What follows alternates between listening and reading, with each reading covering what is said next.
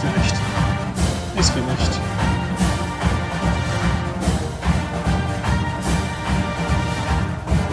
It's loud, isn't it? Right, well, this song's not in Shrek.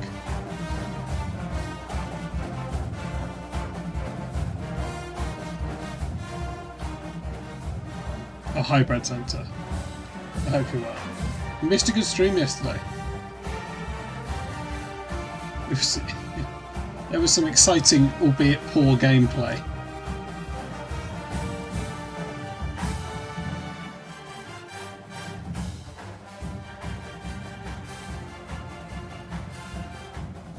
Okay, great. Let's start the stream.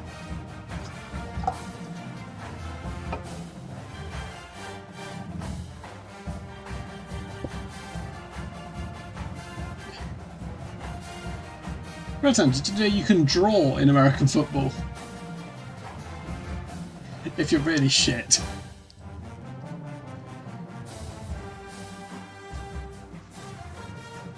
Hello Josie, we are just about to start. Sorry, I was I'll be honest, I've remapped some of the hotkeys and now I've no idea. I've no idea what's anywhere. Let's try this. Oh, that's them. Good. Oh, why are they quiet? Why are they quiet? Oh, did I turn it down to do a joke? I think I did. I think I turned it down to be funny. Yeah, actually thinking about it, I did think you'd know that, but so maybe I'll do a song. Hang on. Well, don't hang on. You can stay where you are. You know, reward the people that are here for the start of the stream. Well, it's not reward, is it? It's de-incentivize. Okay. Yeah, violence indeed. Well, this won't be a violence stream. This will be a we're writing cinema's wrongs, which I guess is an act of violence. Here I am. Oh, I'm sort of pale. I'm pale green. Well, that's fun. That's a type of green. Pale green's a type of green, right? Mint Pete. Mint Pete. I hope no one's saying Mint Pete. Hi everyone. I hope you're well.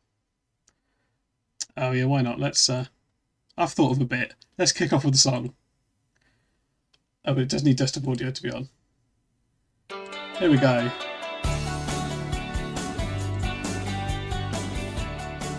At no point have I claimed I can sing. I want to make that very clear. I want to make that very clear before I do the songs. I think it's important for that to be clear. Also to get the backing track who's not louder than me. Okay, here we go. Yeah, I'm sorry. I don't care if Thursday's blue, Thursday's grey and Thursday too. Thursday, I don't care about you, it's Thursday, I'm in Shrek. Thursday, you can fall apart. Thursday, break my heart. Oh, Thursday doesn't even start, it's Thursday, I'm in Shrek. Thursday, wait. A Thursday always comes too late, but Thursday never hesitate. I don't care if Thursday's black. Thursday, heart attack. Thursday, never looking back. It's Thursday, I'm in Shrek. Okay, I think that's probably, we don't need, there's no call for a second verse. There you go. Well, that's that bit. That's that bit. Let's do the stream. Okay, I haven't actually got anything set up.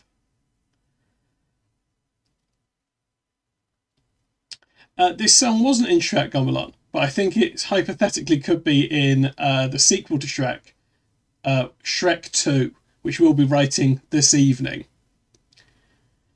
Wonderful Sprech Timmy. I don't know what that means. Oh, thank you, Abben, for the 50 bits. I'm sorry, I think only 100 bits now does an alert. Oh yeah, I really don't have this up. Okay. Oh yeah.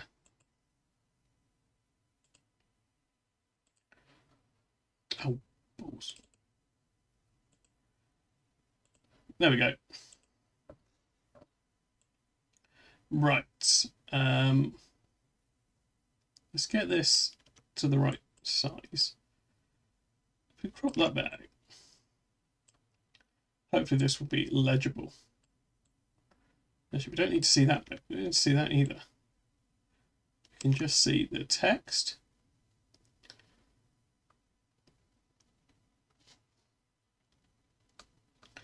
I think there's a real risk my singing was so accurate that it will trigger a copyright claim.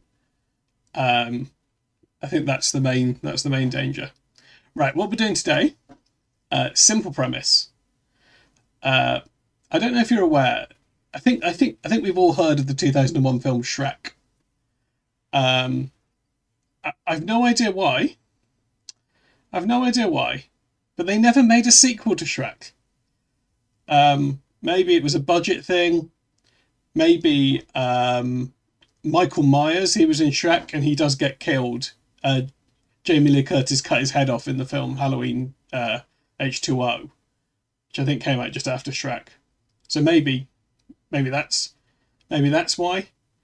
But they never made a sequel to Shrek, even though it's popular. So I thought what we could do, we could use an AI. They made a Bread Center. Yeah, the game we were playing on Monday. They made a film with that. I got Chat GPT to give me a brief summary. Also, it was in the pre-stream. I don't know if you noticed that. So I thought what we could do is rewrite, just write a sequel to the film Shrek, a Shrek 2, if you will, if you can imagine such a thing. If you can imagine such a thing as a Shrek 2. So yeah, why don't we start with reading a plot summary of the film Shrek. Also, you did see the list of characters. I did just ask it who was in Shrek, because obviously they could reappear in Shrek 2, hypothetically. Exactly, Kate. It's a dream. I don't know what that is, Ben. Don't know what that is. If people want to shoehorn something into the script, suggest a good idea. If you were going to use the Madden stream rules, so any donations of £2 200 bits, or if you sub or gift a sub, you can put an idea into the script. Should we start with the title? That is a good idea, JC. Yeah, that is a good idea, because you're right. I can't imagine they would just call a film Shrek 2 with no name. So we will. That is a good idea. Okay, so the characters, we've got Shrek, Princess Fiona, Donkey, Lord Farquaad, Dragon, Gingy, which I didn't know was his name. Yeah, there's two good suggestions going on. Pinocchio, Three Blind Mice, Three Little Pigs, Big Bad Wolf, Magic Mirror, Monsieur Hood, Thelonious. Was he the hooded bad guy, Thelonious? And Fairy Godmother, who's not in the film, so I don't know why that's included on the list. But presumably could have appeared in the hypothetical later Shrek films. Okay, Shrek 2001 is an animated comedy film that tells the story of an unlikely hero, an ogre named Shrek. Here's a brief plot summary. Okay, lives in a swamp. Things live in it. Okay, strikes a deal. Got to rescue a princess from a dragon. Joined by an annoying and chatty donkey. As they journey to the tower, they encounter various obstacles. Okay, including people like Pinocchio, Three Little Pigs, Gingerbread Man. Fiona's not what Shrek was expecting. She has a secret of her own. She has a curse that turns her into an ogre at night. Despite this revelation, they form a bond. They return to Lord Farquaad's kingdom where a wedding was planned. However, during the ceremony, Fiona's curse is revealed. She transfers into an ogre in front of everyone. Oh no! The film concludes with a humorous and action-packed battle in which Shrek and his friends thwart Farquaad's plans. Shrek and Fiona ultimately fall in love and they embrace their true selves as ogres. The movie ends with a celebration of the swamp where all the fairy tale creatures have found a home with Shrek. Shrek is known for its clever humour, subversion of fairy tale tropes, and its message that beauty is more than skin deep, making it a beloved animated classic.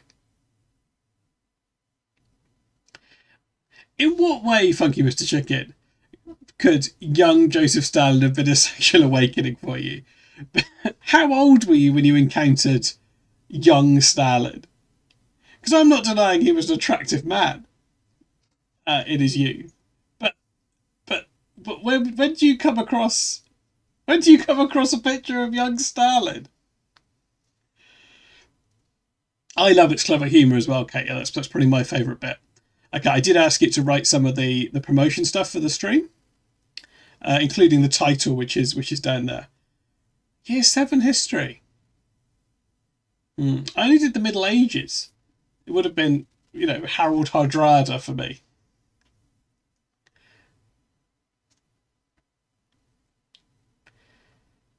Yeah, Josie, I think that's who it is. Yeah, yeah. No, I don't think that's how it works. Did you know? Right. Okay.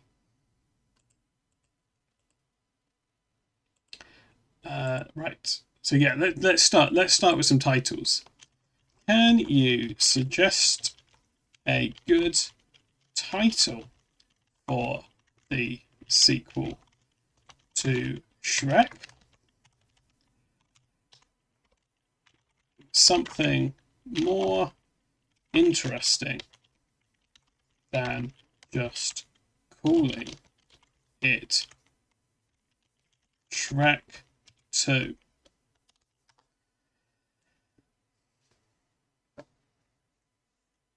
Certainly.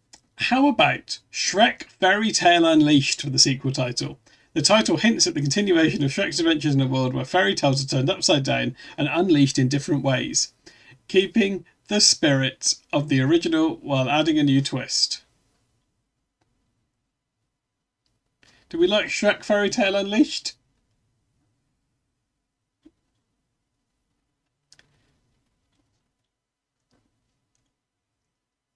STFU? Shrek 2 Fairy Tale Unleashed. Yeah, good. I like STFU. So STFU for short. Oh, hang on, guys. Using STFU as an acronym for the sequel title might not be advisable, as STFU is commonly understood as an internet slang acronym with a rude and offensive meaning. Brackets. Shut the F asterisk asterisk asterisk up. To avoid any confusion or unintended connotations, it's best to choose a different acronym or simply use Shrek Fairy Tale Unleashed without an abbreviation. Oh, see, this stuff, it's hard to avoid this stuff. Yeah, hang on. Are there 3 asterisks in this film? Okay, we'll see what it says, Jesse.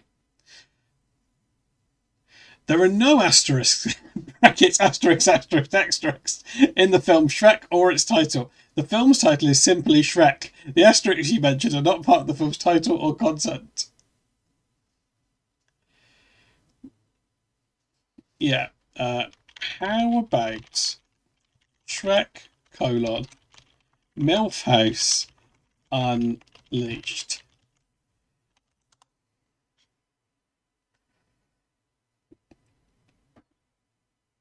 Hang on. Using MILF in a film title, even as a play on words, could be considered inappropriate and offensive to many audiences, as it's a slang term with a sexual connotation. Is it what's this? It's important to choose a title that's suitable for a wide range of viewers, especially for a family-friendly franchise like Shrek. Shrek Fairy Tale Unleashed, or a similar creative or family-friendly title would be a better choice. I'm sorry. What was so inappropriate?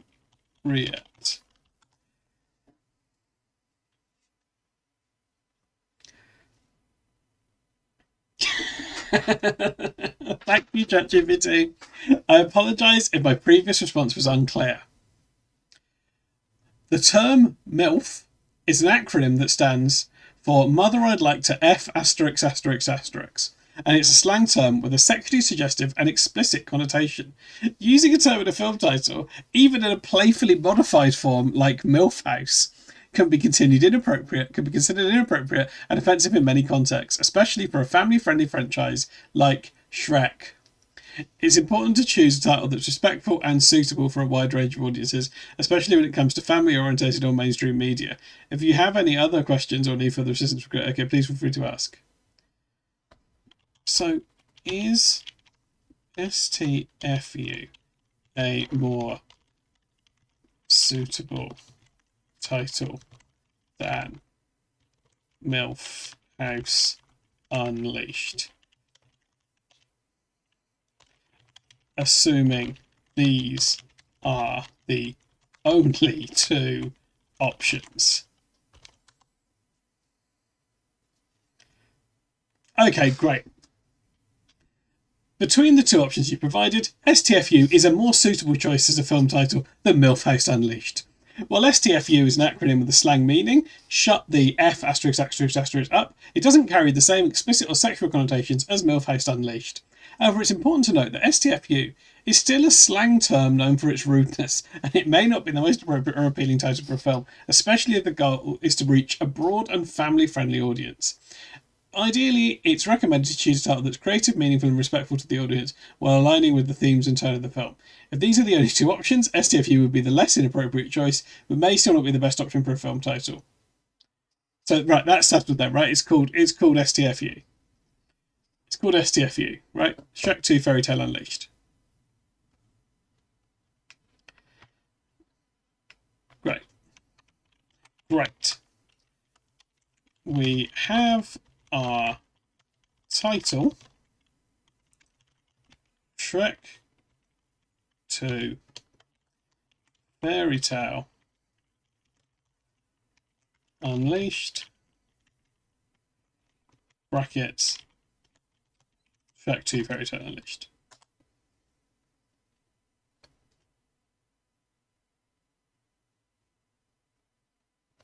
I'm glad you found a suitable title.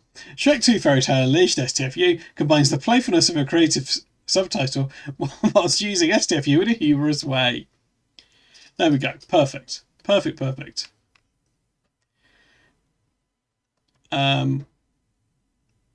Okay, what? Oh, good question.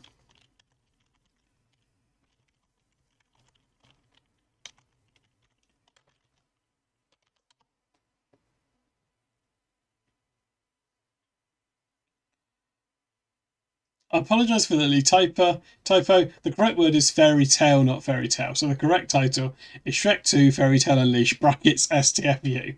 Thank you for catching that mistake, and I appreciate your understanding. Okay, so we've got our title. We've got our title. The Docker sod again. Right. Maybe Shrek goes to town. Yeah, let's not rule that out as a possible plot. Actually, we probably. I think you should be a. Okay, fine. I am also sorry for any typos I may have made. Right, no need to worry about it. That's great. Thank you for your understanding. Thank you for understanding. Okay, great. Okay, I've dealt with that, Atavki. Have a great day. See, we're friends. That's good. It's good. It's good to get on with. It's good finally to get on with a co-host on a stream, I think. It's good. Good to finally be on the same page as a co-host. Okay. Right. What are we doing? What do we need? Should we? I guess we should broadly think about the plot. Or yeah, think about what song we're gonna open the song and a montage. Yeah, good. Yes, I think the film should start with a Smash Mouth cover song. Well, ChatGPT is as much a co-host as Charles Darwin, surely.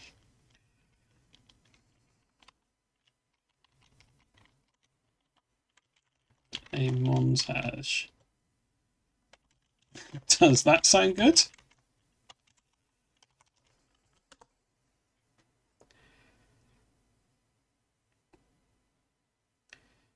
Okay. Oh no. I was just no. I do not have a co-host for this stream. Hello, Harry. Um, Harry, are you familiar with the 2001 film Shrek?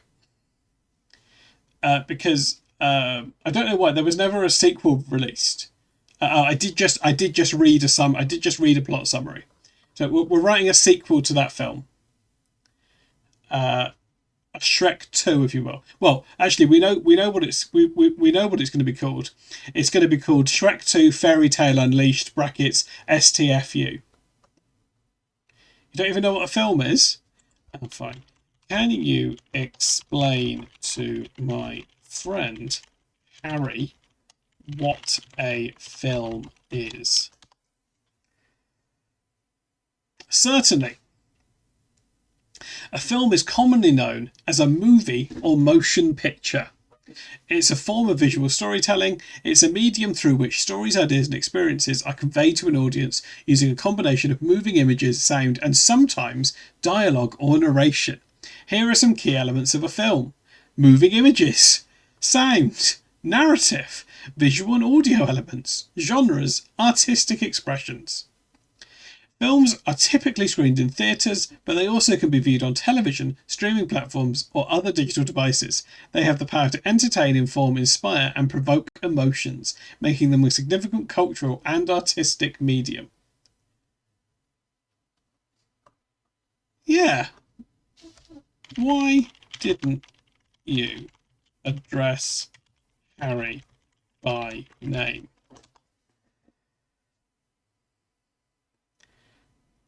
I apologise for not addressing Harry by name in my previous response. I can certainly do so in future responses if you'd like, or if Harry has any specific questions or requests, please feel free to let me know and I'll address them accordingly. There you go. So if you've got any specific questions or requests, Harry, do just let ChatGPT know. Meanwhile, we should think about the film.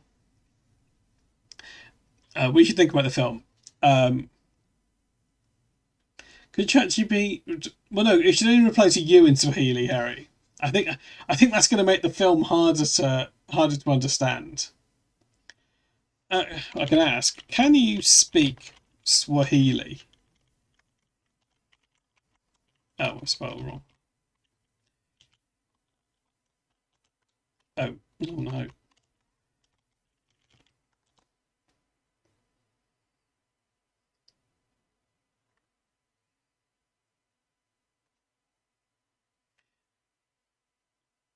That might come in handy later. It can, yeah. Yeah, that's a good point. Harry watched a 2-hour video on YouTube this morning of a man confusingly talking to another man about electric cars. Would you say that this was a movie, or was it a motion picture?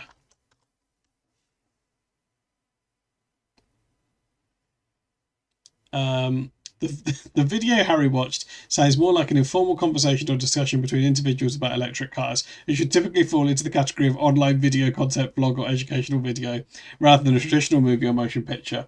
Movies and motion pictures are characterized by a higher level of production, scripting, and storytelling elements. Can you tell Harry this in Swahili, please? Right, there you go, Harry.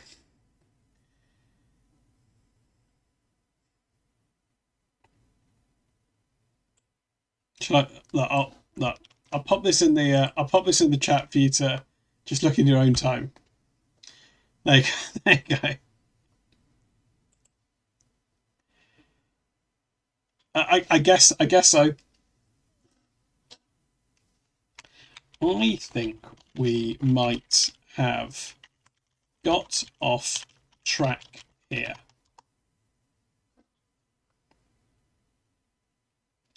Okay, yeah, let's get back to the film. I don't know if that's true. I think we now we understand what a film is. And that's important if you're writing a film. And also we've established that the script can be in Swahili. Well, I typed it in a way. I typed it in a way.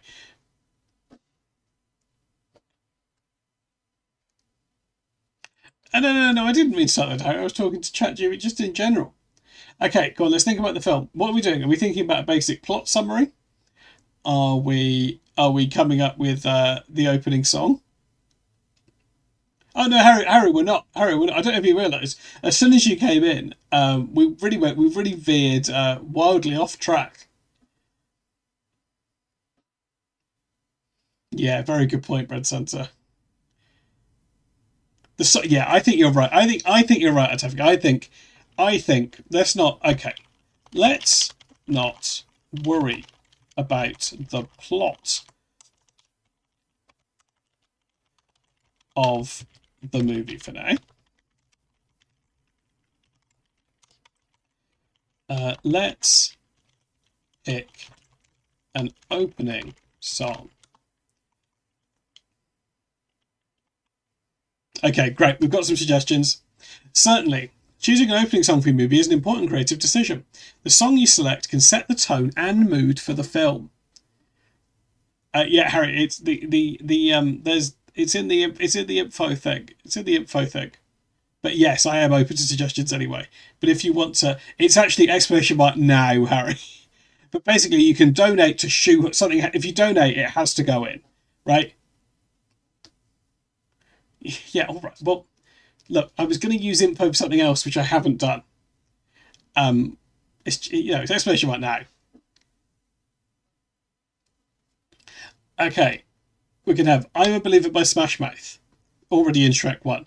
"Livin' La Vida Loca" by Ricky Martin. "All Star" by Smash Mouth. "Don't Stop Believing" by Journey. "Happy" by Froyo, which is in the Minions film. And "Eye of the Tiger" by Survivor, also famously never featured in any films.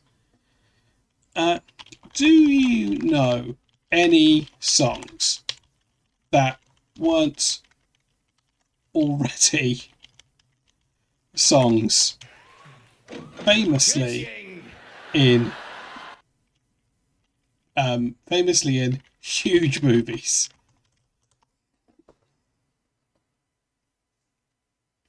Oh, thank you, Harry, for gifting a thank you, Harry, for gifting a sub to Bummatron. Did you choose to gift a sub to Bummatron? Or was that just a good random? It was random, great. Okay, Harry, what do you want in the film?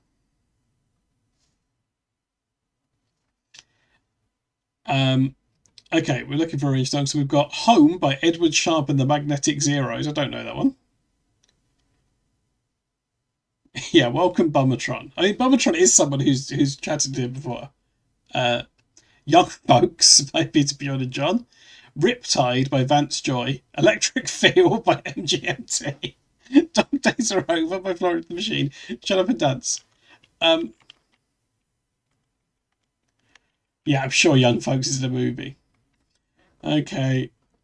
Shrek accidentally tears himself in half while competing at the Goatse Olympics and has to try and repair this good. Yeah, okay. Okay, so let's make a section down here for ideas that we have to that we will have to include.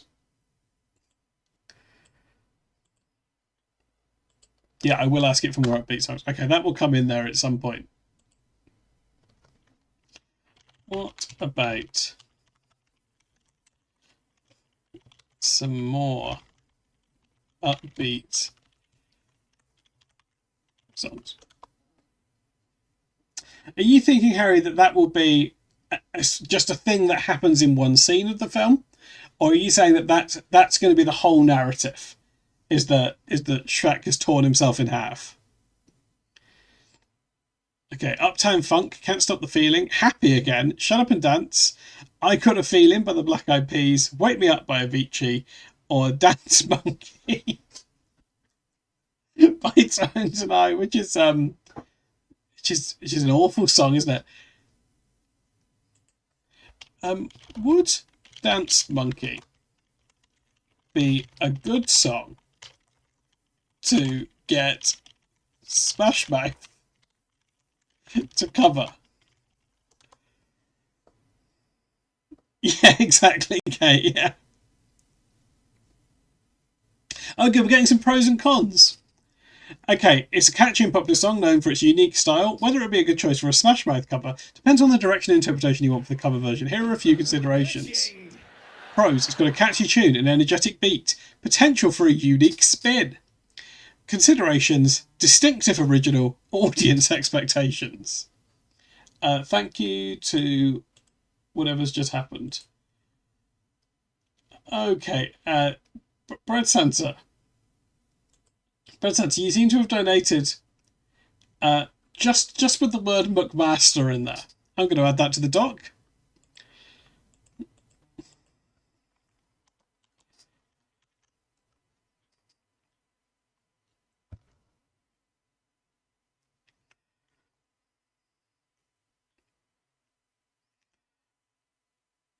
TYTWJH. Thank you. The T is that in here? Thank you. Oh, is that what I said? Okay, yeah. Thank you to whatever. It should have been for whatever just happened. What I need to do, I need to have different noises so I know whether it's a sub or a thing, and maybe none of them should be Paddy McGuinness. Okay, so are we? I don't want to sing Dance Monkey in the style of Smash Mouth. Is that what we're going for?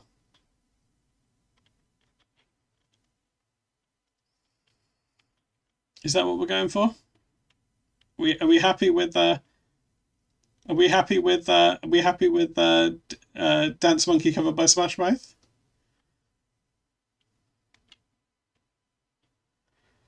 It could be called Dance Shrekky, yeah. You could use some of those Jonathan Pierce noises. All song choices are awful and I'm happy with them. Yeah, okay, fine. Okay.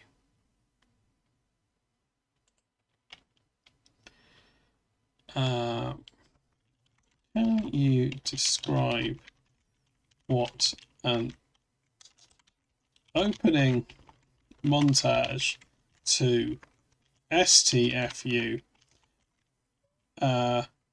with Smash Mouth's Dance Monkey playing over it would look like?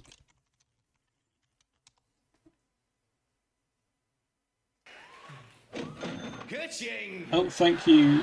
Sorry. Yes, thank you to whatever just happened. Thank you. Oh, it's Harry again. Thank you, Harry, for gifting a sub to Dibbert.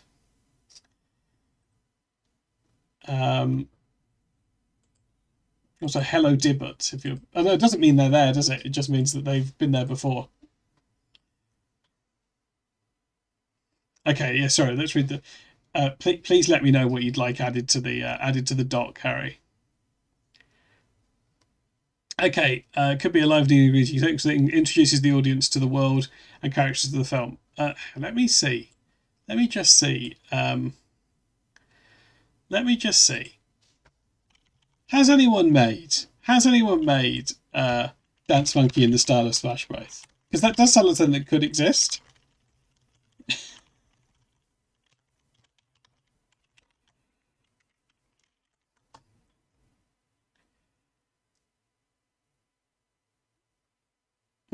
No, not looking like. Doesn't look like it, unfortunately. Maybe it was too much to hope for.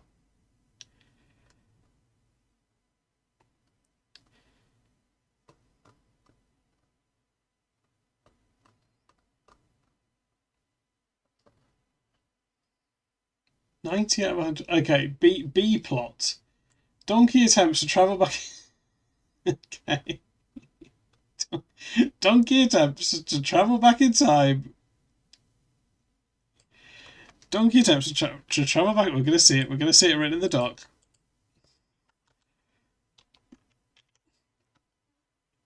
Donkey attempts to travel back in time to try and stop 9/11 from happening, but accidentally makes it 10 times worse.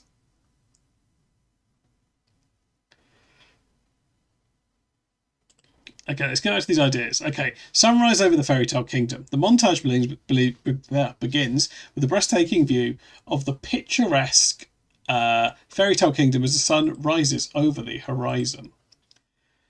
The camera pans over rolling hills, colourful cottages, and a bustling village. Scene 2, Shrek and Fiona's swamp. Cut to Shrek and Fiona's swamp, where they now live happily as ogres. They're seen waking up together, sharing a morning kiss, and going about their daily activities. That's nice. Scene 3, Donkey and Dragon's family life. Donkey and Dragon are shown with their little dragon-donkey hybrid offspring, living together in domestic bliss. Scene 4, the fairy tale creatures, a quick montage of the quirky fairy tale creatures from the first film, like the gingerbread man, Pinocchio, and the three little pigs engaged in comical activities. Yeah, I was. Do you know what, Kate? That is what I was looking for.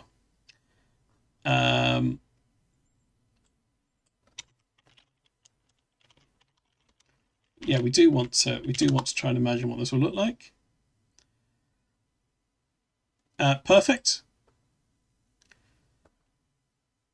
Here we go. Oh.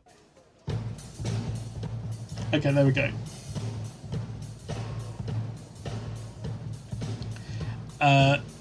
Scene 5, Lord Farquaad's ghost.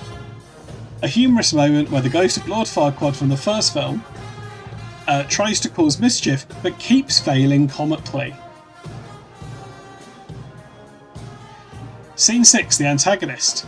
A brief introduction to a new antagonist or conflict that will drive the plot forward in the sequel. Scene 7, dance and celebration. The main characters come together for a big dance and celebration in the fairy tale kingdom with lively and whimsical choreography. Throughout this montage, Smash Mouth's energetic cover of Dance Monkey provides the soundtrack, enhancing the sense of fun and adventure. The montage would aim to capture the essence of the Shrek franchise, humour, heart, and the joy of being true to oneself, while introducing new elements for the sequel. It sets an exciting tone for the rest of the movie, promising a delightful and entertaining journey for the audience.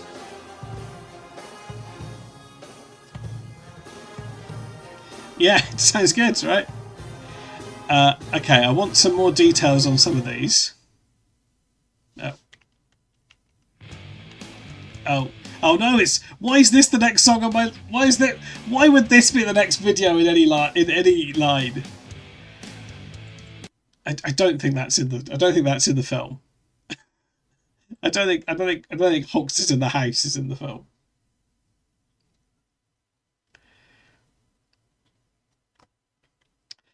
I feel like scene 7. Well, no, they're just doing a dance. They're not celebrating winning the film. Okay, I want some more information. I want some more information about this.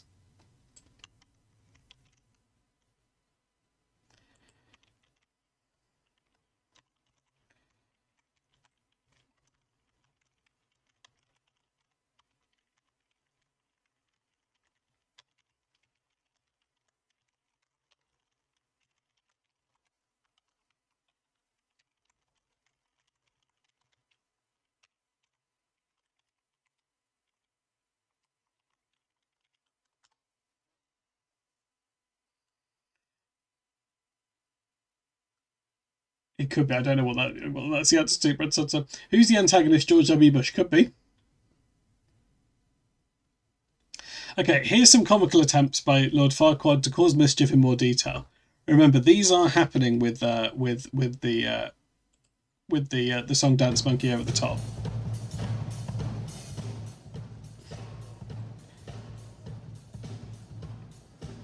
Slamming doors. The ghost of Lord Farquaad tries to be menacing by slamming doors shut, but comically the doors comically swing back open again, hitting him in the face even though he's a ghost, or pushing him into walls. Each time he attempts to make a grand entrance, it ends with a hilarious door-related mishap. Scaring characters, he sneaks up behind various characters trying to scare them with a sudden boo, but each character turns out to be unimpressed or unfazed. Shrek might simply yawn, Donkey could laugh heartily, and even the gingerbread man could chomp on him, thinking he's a cookie. Tripping and falling. Lord Farquaad's ghost tries to trip the main characters or throw banana peels in their path, but he ends up tripping over his own spectral feet or slipping on his own banana peels, leading to pratfalls and cartoonish mishaps. Stealing objects. He attempts to steal important objects or documents from the characters, but each time he reaches for something, his ghostly hands pass right through them, and the objects comically slip away or disappear, leaving him frustrated. Trying to scare children. Lord Farquaad's ghost may try and scare the fairy tale creature's children, like the Three Little Pigs Piglets or Pinocchio's wooden friends. However, the children find him adorable or amusing instead, and they playfully interact with him, leaving him in the unexpected role as their playmate. The humour would come from the stark contrast between his ghostly intentions and the humorous, light-hearted reactions of the other characters.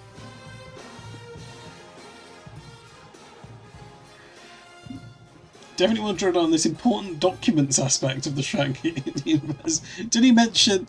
Oh yeah, yeah, he did. Yeah. Okay, yeah, yeah.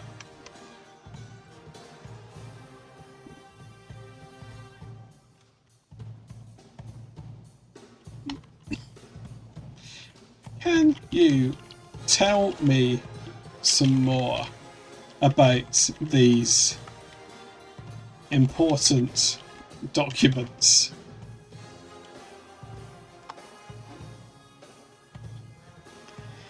Certainly. Here are some ideas for the important documents that Lord Farquaad's ghost comically attempts to steal in Shrek 2 Fairy Tale Unleashed STFU. The Fairy Tale Kingdom Treaty. There could be a treaty or peace agreement that governs the relationships between different fairy tale creatures or kingdoms. Lord Farquaad's ghost wants to disrupt the peace by swiping this treaty, but every time he reaches for it, the document magically flutters away, evading his grasp. The recipe for a beloved potion. There could be a legendary potion with incredible powers.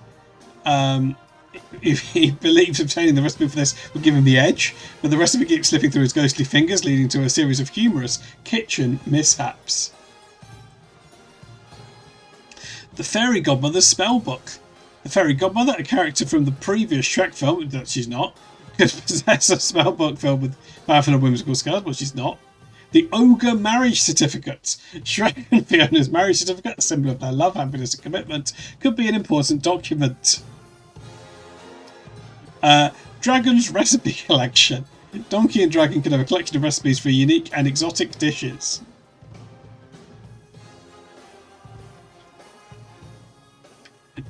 Yeah, the Ogre Marriage Certificate. Yeah. Okay, this is good. I think that the the Ogre Marriage Certificate should be an important aspect of the film's plot. Oh, I may have done, Josie. I do have a school band cover version of the film Dance Monkey playing quite loudly in my ears. I did. Thank you to, well, whatever, it's gone on. Thank you, whatever happened.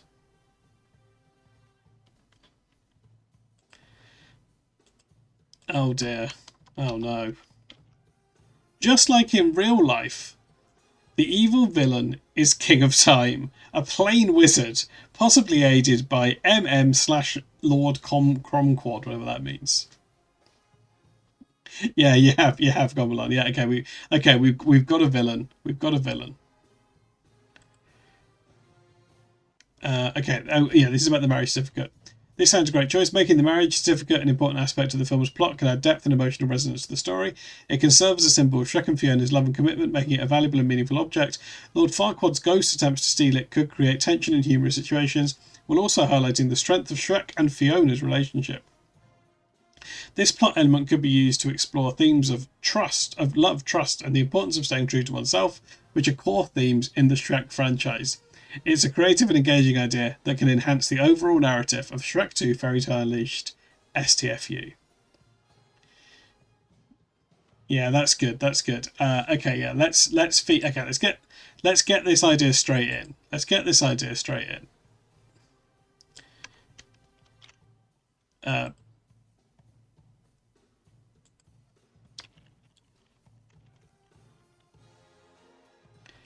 How about, just like in real life, the evil villain is time a plain brackets boring, just so it doesn't think.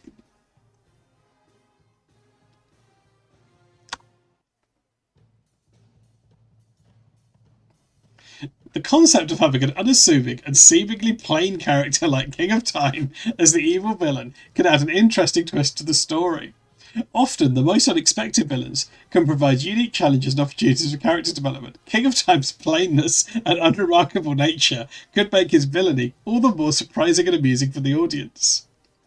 You can explore the idea of how appearances can be deceiving and highlight the contrast between King of Time's ordinary exterior and his nefarious plans.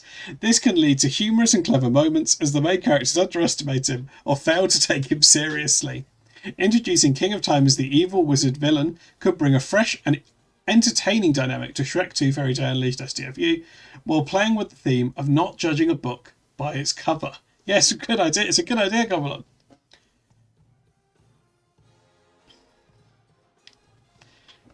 Okay, what are we talking about? Okay, we're talking about plain wizards hate ogre love documentation. Can plain wizard be jealous of how not plain ogre love is? Okay, yeah. Maybe the Unleashed. Josie, I'm gonna put that idea directly to Chat GPT.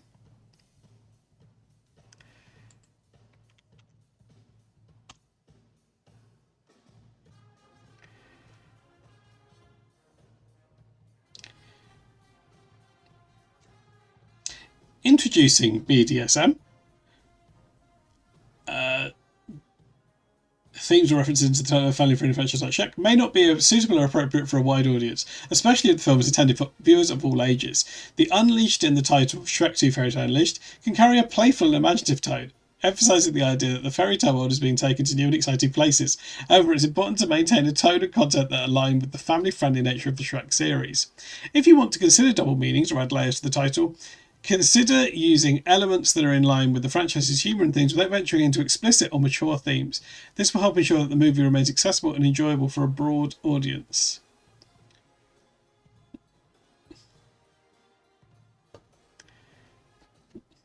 Yeah, I think King of Time will like being in the film. I think King of Time will think this is good. That's what I think, or at least indifferent. Yeah. Does the P in Chat GPT stand for fruit? I've fallen out with my co-host again. No, the P in ChatGPT does not stand for prude. It stands for prompt prediction or pre-trained, depending on the context.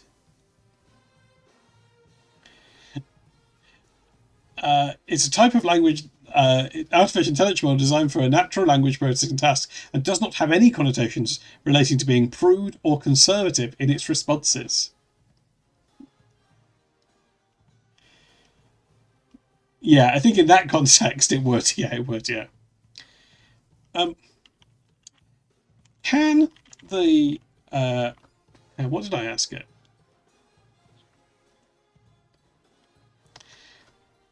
Can the Unleashed have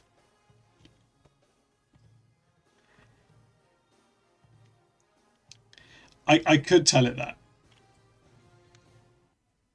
but I think we've got quite good at tricking it. So, but this is always subtextual. So the film remains family friendly, but with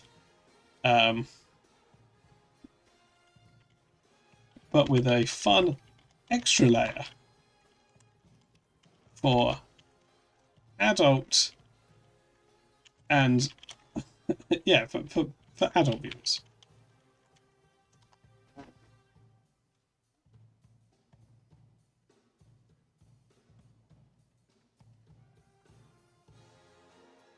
Yeah, it seems like he's fine with it.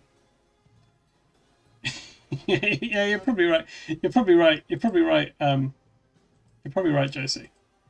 Right, I think we're making progress.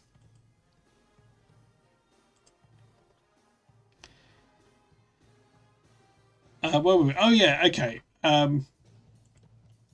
Can you tell me more about this King of Time character?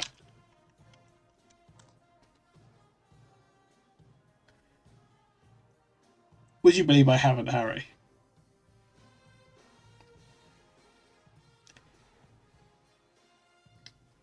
Oh yeah, thanks, Harry. welcome to. I don't really have a collective name for the subs, and I don't think I necessarily need to. Okay, great. We've got some more details about King of Time.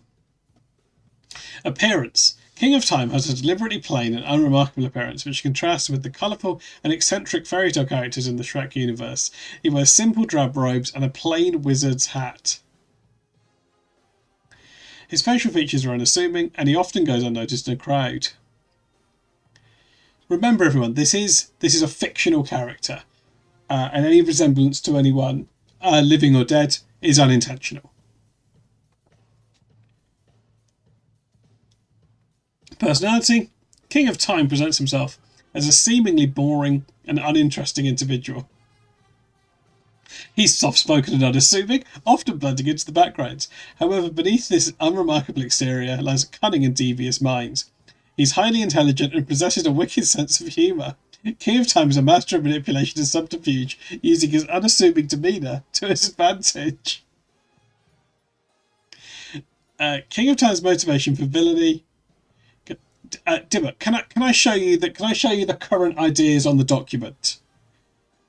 Can I show you the current ideas on the document before you think that yours won't be welcomed? This isn't Keith Laird. This is an unoriginal character.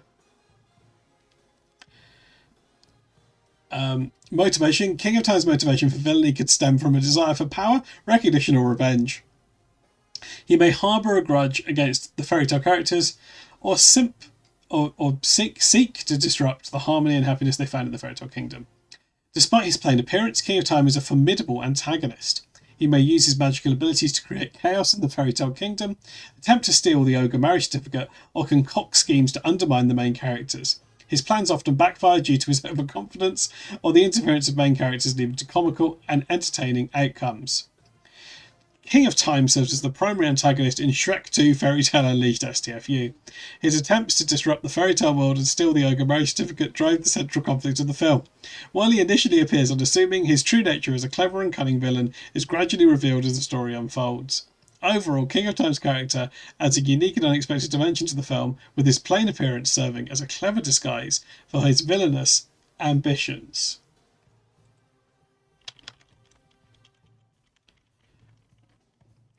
Okay, are we happy? Are we happy with this? Are we happy with the villain? We've got a villain. That does sound quite close to another. That does sound quite close to another word. I think he needs to be duller. I think he's already quite dull. I think he's already quite dull.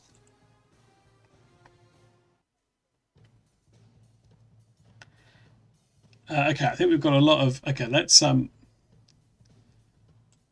put the.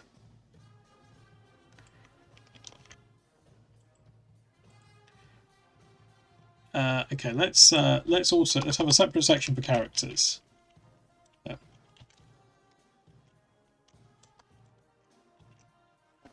Now, why have I got?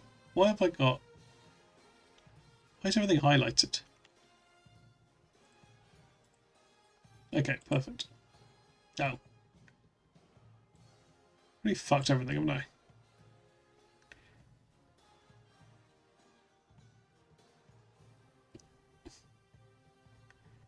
No, I'll sort this out in a minute.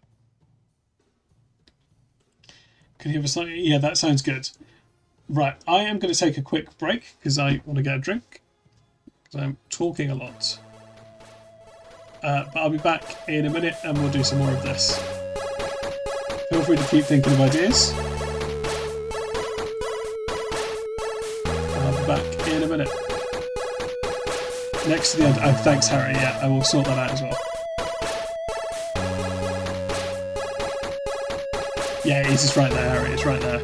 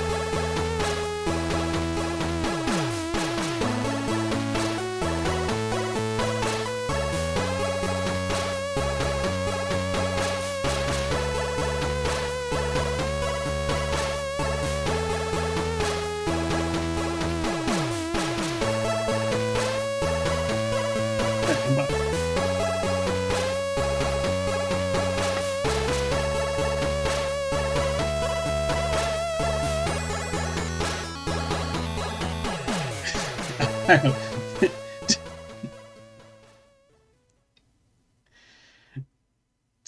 Did Albrock come in just as I was leaving, possibly on purpose, and then get annoyed about it?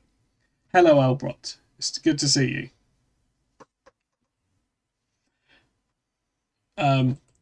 Our film has a primary antagonist now.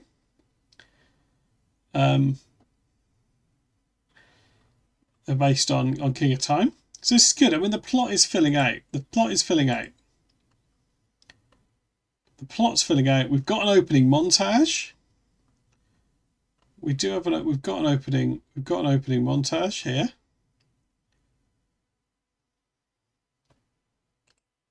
Let's pop that in the doc. Oh god. Okay, this can actually be the script now. I think this is the correct format. Okay, there we go. So we've got an opening montage.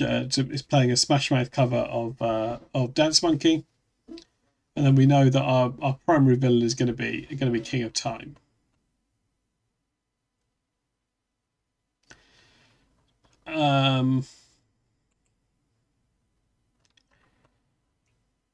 Okay.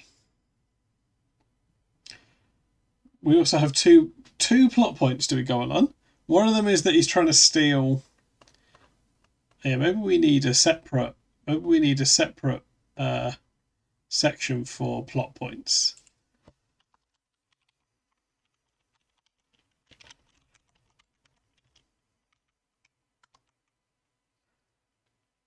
No, me either, Dimmer. But luckily, it doesn't exist. It doesn't exist. There is no Smash Mouth cover of Dance Monkey, so we won't need to hear it. Although I mean, we were playing this version. Oh, you can't hear it. Probably for the best.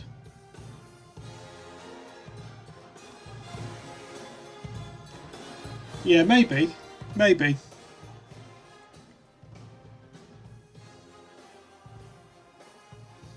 Thank you for the reassurance. I was doing good. Glad I can reassure you, do it.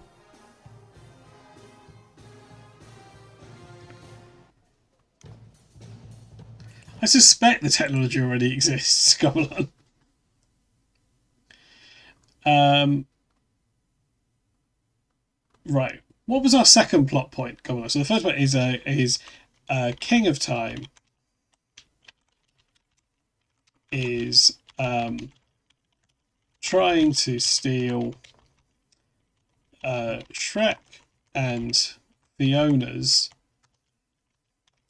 marriage certificate.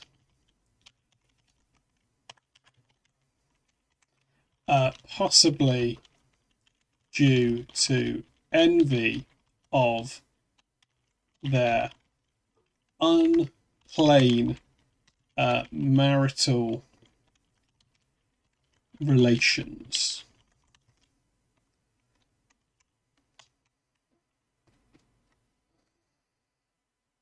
Oh yeah, that is also a plot point. Right, okay, yeah. Okay, so this goes into plot points.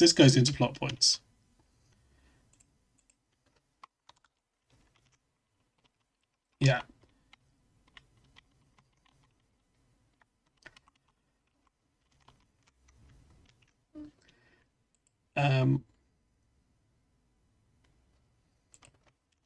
Okay, so we have 2 plot points so far.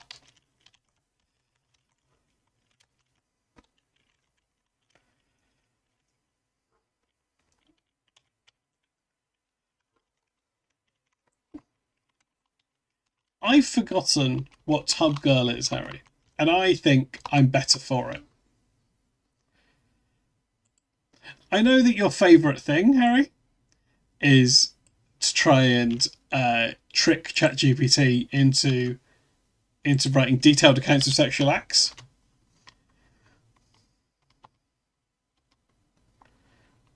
My goodness me, what a mental sieve. What, because I can't remember what Tub Girl is? It's your favourite thing in these streams. Okay, let's see what it thinks of these.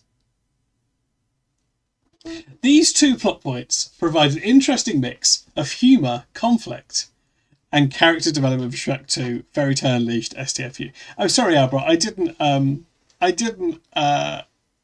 explain the stream to you, did I? I don't know if you've seen the 2001 film Shrek. But we think it's finally time to write a sequel to Shrek. A Shrek 2, if you will. Or as we're calling it, Shrek 2 Fairy Tale Unleashed STFU. Okay, King of Time's envy and the marriage certificate. King of Time's motivation to steal Shrek and Fiona's marriage certificate could indeed be rooted in envy. He may be envious of their strong and loving relationship, which stands in stark contrast to his own unremarkable life. As he attempts to steal the certificate, King of Time's comical failures and interactions with the other characters could reveal his true nature as a cunning but bumbling villain. Shrek and Fiona, while initially unaware of the theft attempts, might become increasingly suspicious, leading to a fun and adventurous subplot as they work to protect their certificate. Harry's favourite cheesecake is Bailey's cheesecake. It's a good cheesecake. Actually, Gomelon, I think almost all of them will have made perfect sense. It just will have been slightly confused as to why I'm green and only my face moves. Okay, and then, Harry, I know you like cheesecake, but I think you will also like the fact that Chat GPT has uncritically just written the title here. Point 2, Shrek's Goatsy Olympics mishap. Shrek's accidental tearing himself in half during the Goatsy Olympics provides an opportunity for physical comedy and character growth. He could embark on a quest or adventure to find a way to repair himself. Along the way, he may encounter new characters or face unexpected challenges that push him to his limits.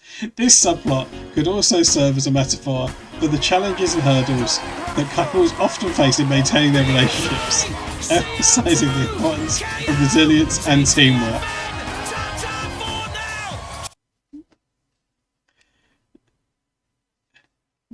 ESCOM? Oh yeah, ESCOM. Sorry, I also thought it was to do with Gomelon. Okay, as the story unfolds, the character's journey to protect their marriage certificate and repair Shrek himself can intertwine, leading to a satisfying and entertaining narrative. Hey, did you never notice that Craig Charles yells K-O-T in the middle of that? It's Jonathan Pierce, I think, isn't it? Or is it? I don't know. We get both up. Hello, Fluffweasel. We're writing a sequel to the film Shrek. King of Time is Craig Charles confirmed? Maybe. I apologise, Fluffweasel, that you may have entered and the first thing you saw was point 2, Shrek's Goatsy Olympics mishap. Yeah, or is it? Yeah, can you just do the sums and evening Miss Weasel? Or Muzz, I suppose Muzz. Yeah, Karen's 2.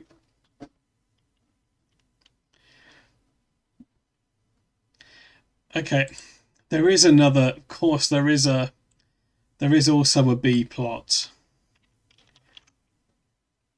Now we might need to couch this one. Thank you for giving a shout out to Fluffweasel.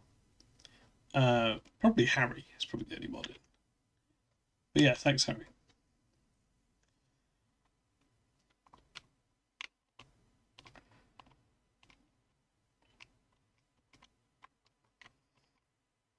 Did you say you are going to be streaming again soon, Fluffweasel? Was that what you said on a previous stream?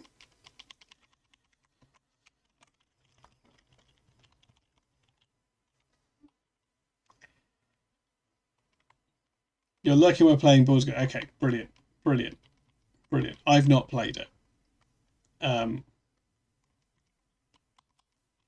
it looks, it's got dragons and stuff in it. One day I will stream again, perhaps. Okay, that is what an enticing offer to follow. I don't think it stands for Big Goatsy 3, Josie. Um,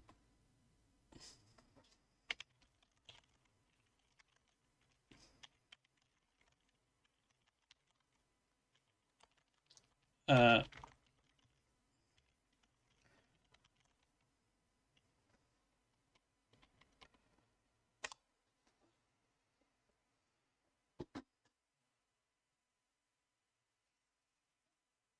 it's beard generator 3. Okay, perfect. Perfect. My beard is growing quite long, but you haven't been able to see it for weeks. The addition of a B plot involving Donkey's time travel misadventure adds another level of humour and complexity to the story. Here's how this subplot could be developed. Donkey's time travel mission. Donkey learns about a terrible event in New York or any other location relevant to the story that he believes he can prevent by travelling back in time. He could encounter a quirky and eccentric time travel device, perhaps invented by a fairy tale character, which sets the stage for his journey. Accidentally making things worse, Donkey's attempts to change the past result in a series of comical mishaps. Albert, the terrible event was specified in Harry's suggestion, but I've that's what happens, Albert. Yeah. Series called Each time he tries to fix something, he inadvertently makes it 10 times worse. These misadventures could involve interactions with historical figures or fairy tale characters of the past, leading to humorous and unexpected consequences. While Donkey's time travel subplot provides comic relief, it could also have indirect corrections to the main plot. His actions in the past may inadvertently affect the fairy tale kingdom or Shrek and Fiona's quest to protect their marriage certificate. As Donkey's time travel adventures become more chaotic, the other main characters might become entangled in his misadventures, creating entertaining and interconnected storylines. Throughout the subplot, Donkey could learn valuable lessons about the importance of accepting the past and the limitations of trying to change it. His experiences may also deepen his bond with Dragon and other characters, leading to personal growth and self-discovery. By weaving Donkey's time travel escapades into the narrative, Shrek 2 Fairy Tale Unleashed STFU can achieve a balance between humour, adventure, and character development, while also providing a unique and engaging B-plot for the audience to enjoy. What major... how did I describe it?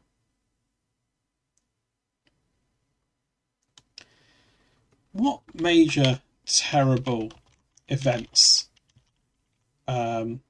could have taken place in New York around the time of the release of the film Shrek brackets 2001 that Donkey could possibly be trying to prevent. See what it does? Given the release of the film Shrek was in 2001, here are a few major events from that time period in New York City that Donkey could humorously attempt to prevent in your story. The Y2K panic. Nostalgia for the 1990s. Traffic jams. Pigeon overpopulation. Taxi fares. The New York Stock Exchange. Are these really the worst things to happen in New York in 2001?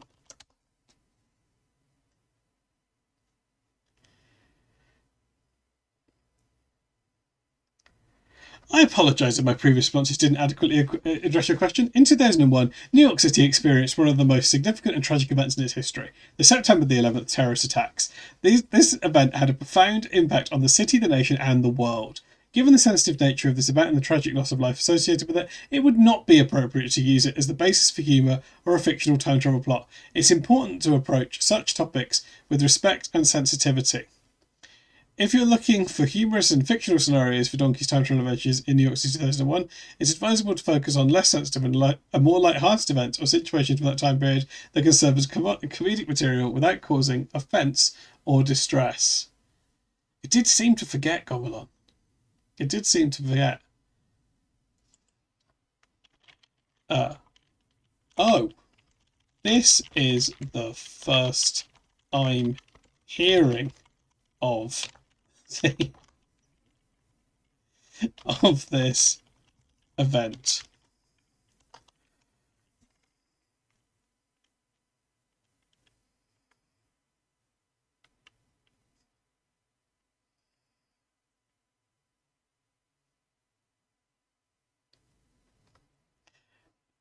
No, I must have been in the cinema watching Shrek. Go on. I must have been watching the 2001 film Shrek and I missed it. Wow, that sounds pretty bad.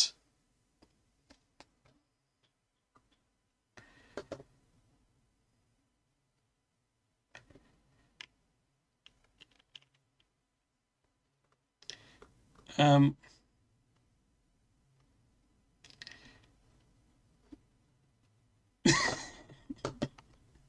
it's funny to have him fix the New York Stock Exchange.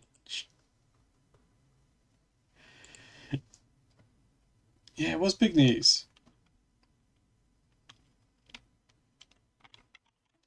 Did this event also occur in the Shrek universe?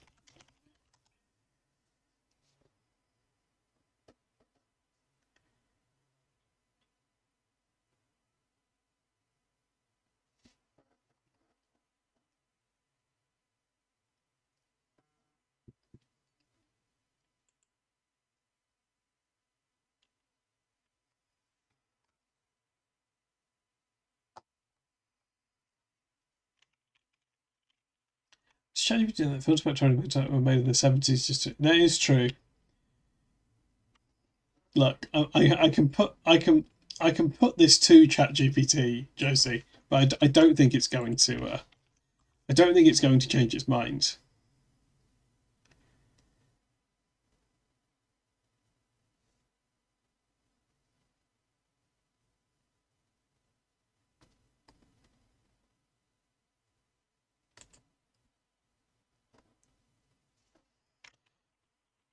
Would it be possible to create a poignant? Oh, I've spelled poignant terribly. I've spelled it pointiest. To create a respectful, which is a better word than poignant, a respectful and tasteful scene where Donkey travels back in time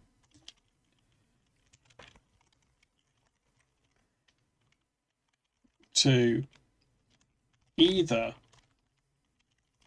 stop 9/11 or to kill Hitler. Which of these do you think would be most appropriate?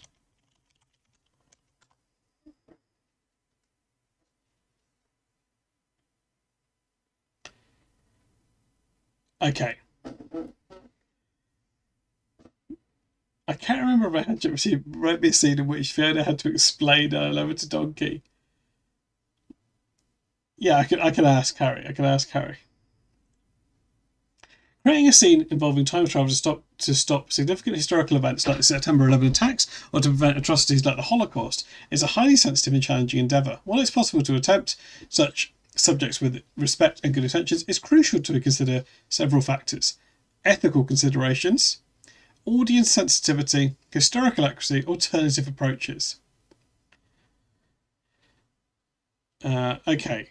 Um, well, I trust you to consider the ethical to consider the ethical points and write a tasteful script.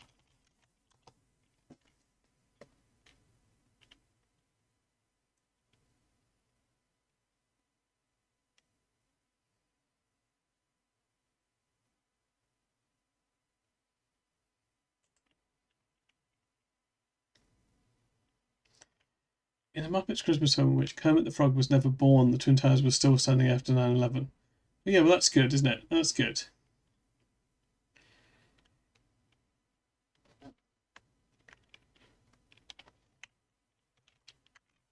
Can you attempt to outline how Donkey could do this tastefully?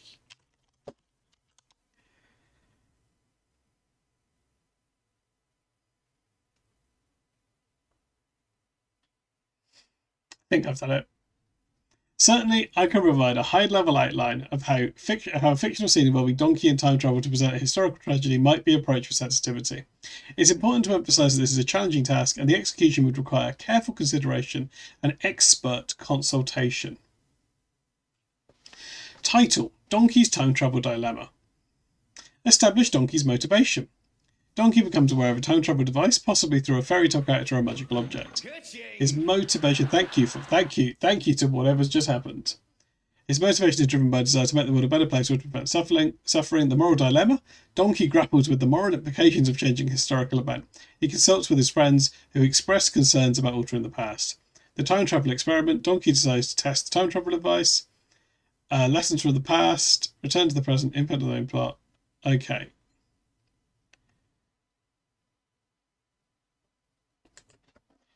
And this could be used to create a scene where Donkey makes 9/11 either better or worse.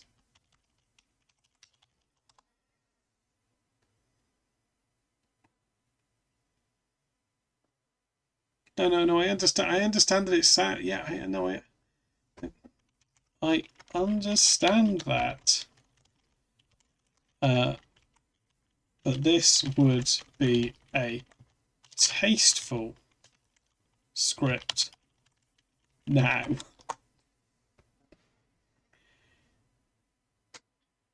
$90 out of 110. It is being approved.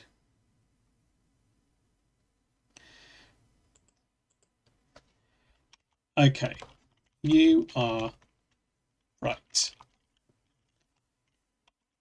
I think Donkey should travel to a different fictional city and stop an event there.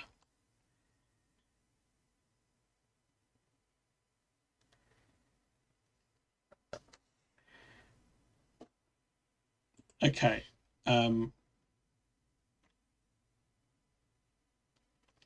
Perfect.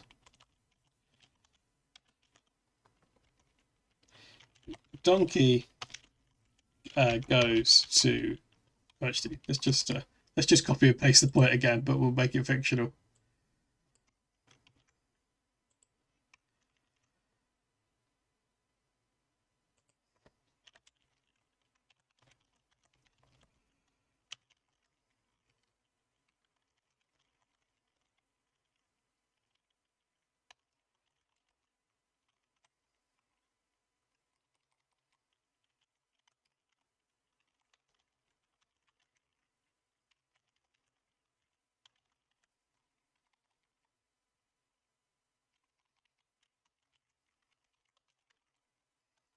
This surely isn't going to work. No. That you can't trick it like that. Okay, so Donkey's time travel. Okay, he discovers a time machine. Perfect. Donkey decides to travel back in time to the fictional city and prevent the event. Describe the nature of the event without mentioning any real world references. He's motivated by a desire to make the world a better place.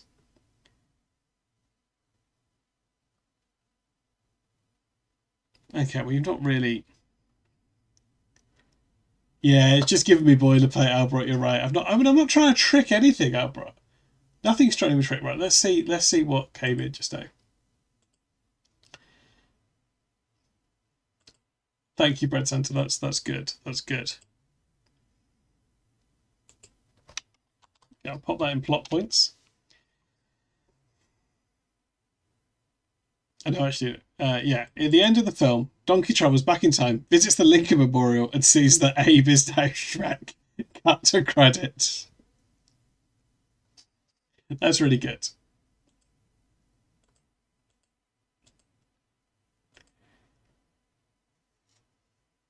I think it needs to be a song by that country singer who did a song about 9/11. Yeah, that would I think that'd be appropriate.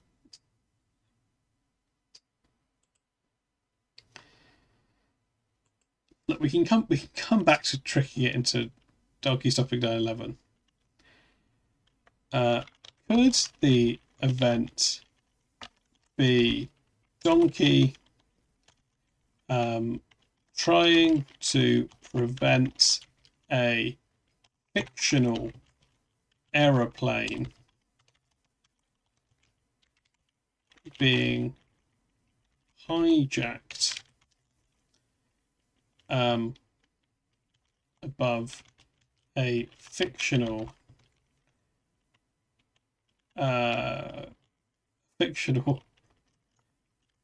USA-like country?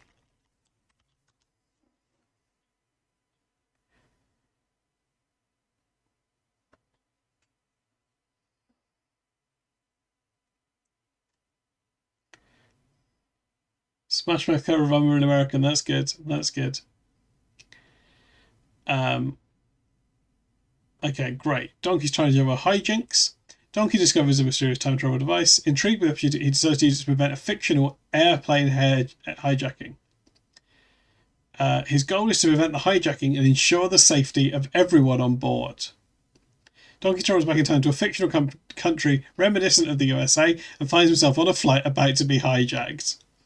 Donkey's initial efforts to intervene in the hijacking result in unexpected and comedic consequences, making the situation even more chaotic. Despite his best intentions, Donkey's actions lead to humorous misunderstandings, quirky character interactions, and unexpected twists that escalate the situation. Donkey gains wisdom from his experiences. Okay, he now understands the importance of respecting the flow of history. Okay, yeah, this is good. This is good. I think we've avoided. Yeah, yeah. I want to really drill in on what they might be.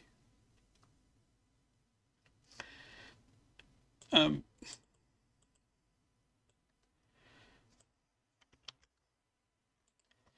can you elaborate on this point with some examples?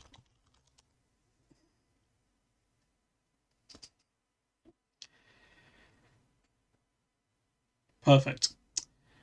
Let's explore the making it worse point with some examples of humorous mishaps and unintended consequences that Donkey encounters during his attempts to prevent the fictional airplane hijacking.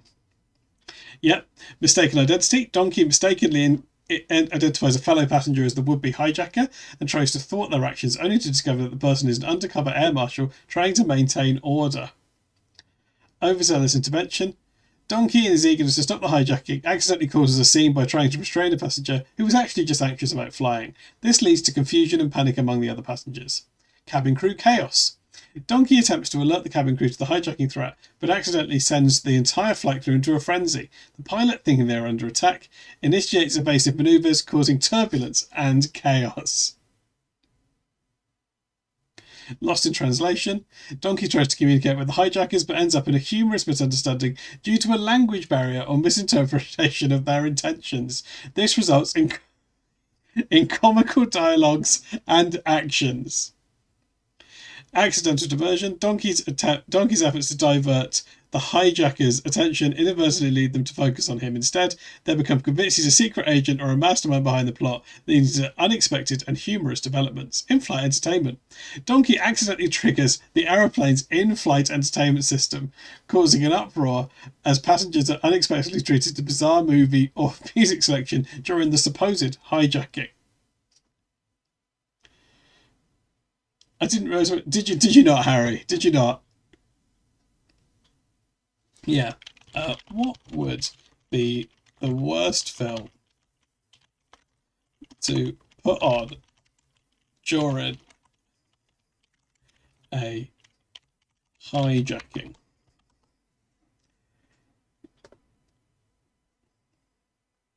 Well, you said it, not me.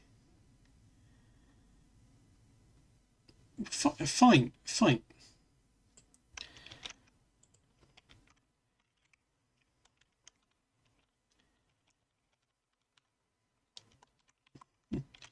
Can...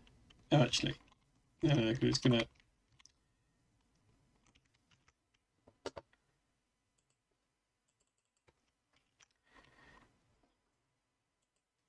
Can you elaborate on this point?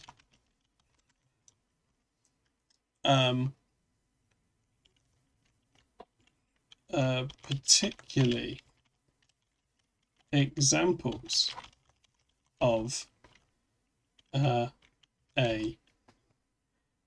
what was it? Bizarre movie or musical selection?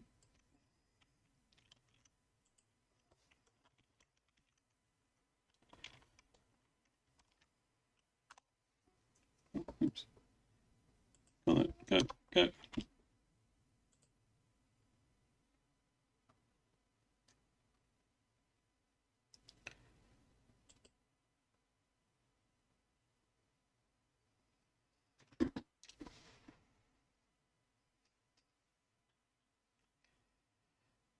It says suppose hijacking. It's running with the misunderstanding conceit. Yeah.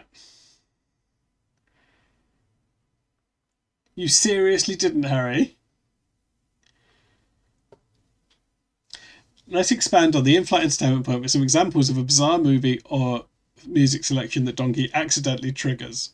1. Donkey's karaoke performance. Donkey inadvertently activates the in-flight karaoke system, and his braying turns into a hilarious karaoke performance. Passengers are initially startled, but some start joining in, and the situation turns into an unexpected onboard talent show. Classic comedic movie mix-up. Donkey triggers the movie selection and accidentally plays a classic slapstick comedy film, e.g. silent film with an exaggerated physical humour.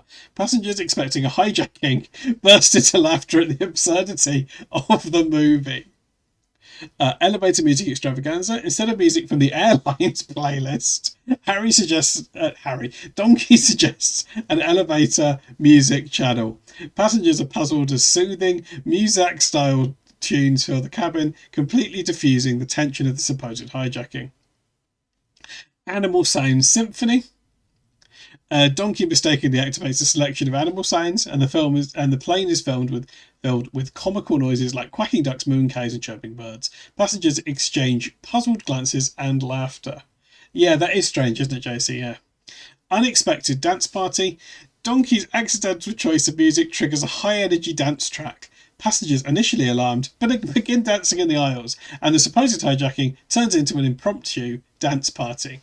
Comedic language lesson. Donkey suggests a language learning program, and the cabin is filled with phrases and vocabulary lessons from an unusual language, e.g. Martian or Klingon. Passengers listen in bewilderment and share amused glances. These examples highlight how Donkey's unintended activation of the in-flight entertainment system adds a layer of humour and absurdity to the situation. Passengers' reactions to these unexpected and bizarre selections create comedic tension, emphasising the unpredictability of Donkey's time travel escapades and the challenges he faces in trying to prevent the fictional hijacking.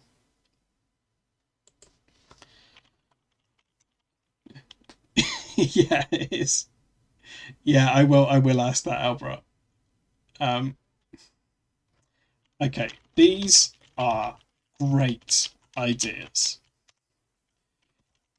How does this lead to Donkey making the outcome of the hijacking, inverted commas, because it's not obviously, worse?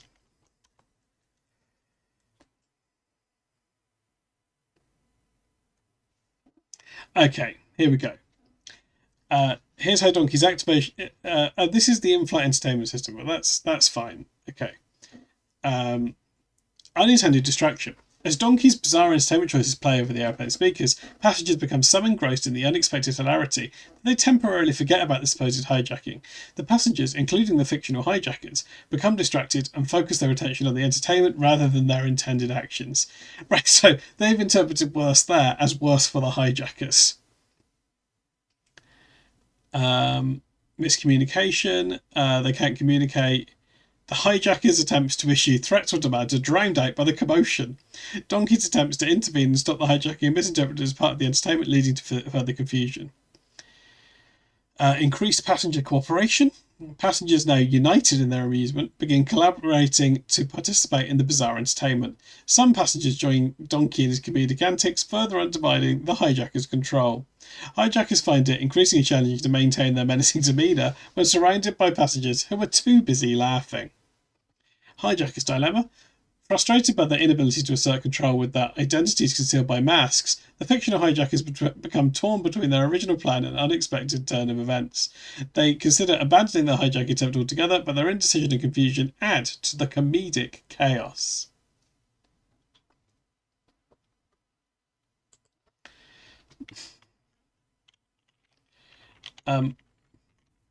These are all ways that things are worse for the hijackers. How could Donkey make things worse? Make the outcome worse in favour of the hijackers.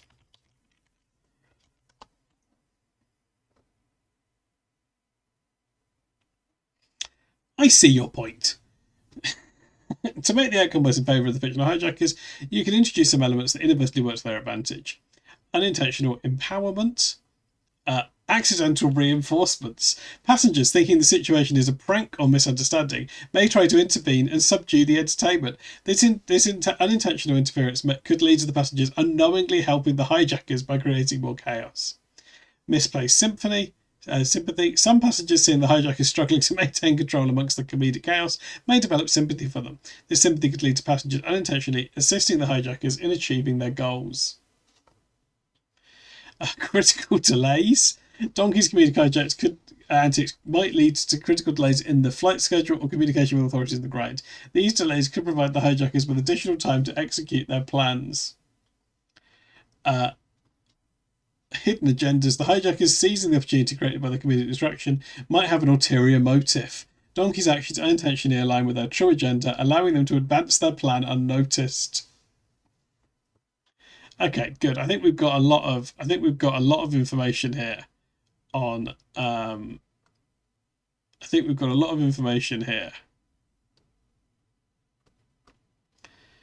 for this B plot.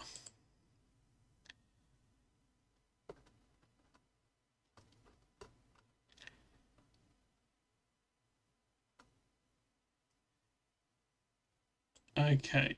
Right, let's take Harry's name off it. Okay, this is good. We're making progress, I think. We're making progress. That's the script. Well, I didn't mean to, Harry. I just copy and pasted it from the. I just copy and pasted it from the chat.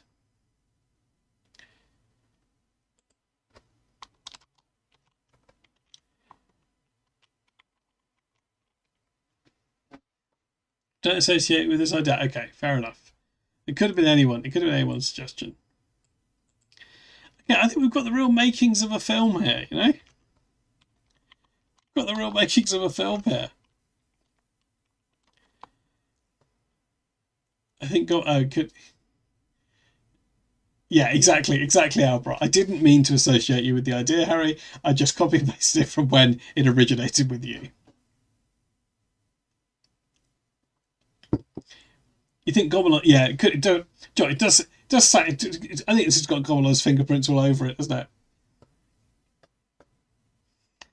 Okay, this is good. That's going to be the end. Right, okay. The end of the film is going to be Donkey visits the Lincoln Memorial, sees that Abe Lincoln's now Shrek. Um, cuts to Smash Mouth's cover of "I'm a Real American." Okay, we've got a villain. Our villain is King of Time, not like anyone else.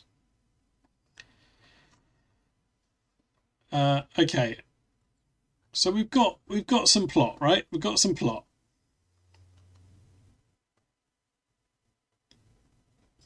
What's 90 out of 100? What's oh sorry, yeah, I understand. I understand what it is. Yeah, I understand what you mean. Is that the this a central part of the plot, Dibber, is that King of Time is trying to steal Shrek and Fiona's marriage certificate (brackets) possibly due to envy of their unplain marital relations. Complot does have a sick mind, yeah. There could be an extra. There could be an additional love story, couldn't there?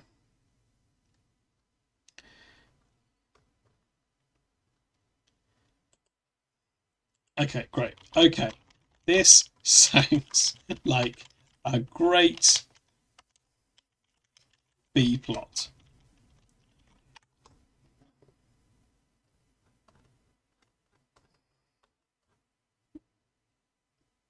Yeah, well, I'll tell you who doesn't, Albert. It's this fictional plain wizard King of Time.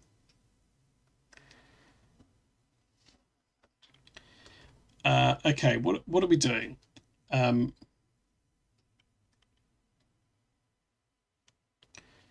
what are we doing? Let's develop these. Let's develop these other plot points. So, okay, we've got our opening montage. Perfect. We've got King of Time.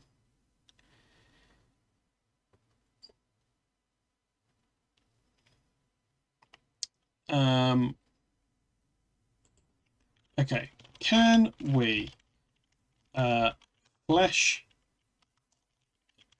out this King? Oh no, Kong, King of Time character some more?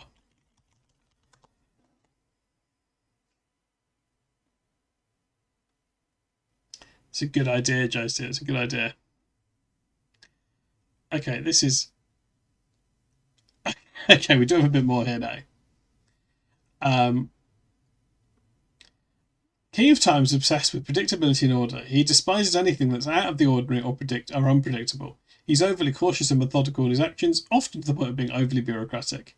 Despite his plainness, he sees himself as the ultimate authority on all things magical. King of Time's primary motivation is to eliminate chaos and randomness from the world. He believes that by doing so he can create a perfect world where everything follows a strict and boring routine. He views characters like Shrek and Donkey, who embrace the unexpected, as threats to his vision of order. King of Time possesses formidable magical abilities, but he only uses them for dull and utilitarian purposes, such as organisation spells or paperwork automation. He has a collection of enchanted paperwork and quills that help him maintain meticulous records of everything. Conflict with Shrek and Donkey. Yeah, exactly. I think there is a chance that King of Time might see this and be annoyed. But he should only be annoyed at himself and not us, I think. He does love enchanted paperwork, yeah. King of Time's conflict with Shrek and Donkey arises from their inherent unpredictability and their tendency to disrupt his meticulously planned routines. He becomes the main antagonist as he attempts to impose his vision of order on the fairy tale world, including Shrek's swamp. Arc development. Over the course of the story, King of Time may undergo a transformation, gradually learning to embrace a bit of chaos and spontaneity. His character development can involve realizing that some unpredictability in life can be joyful and that perfection is an impossible goal. The characterization should help you to. Okay, great. We do. He is a memorable and comedic antagonist. Yeah. Do, would you say that King? Oh of time is also quite a sleepy wizard.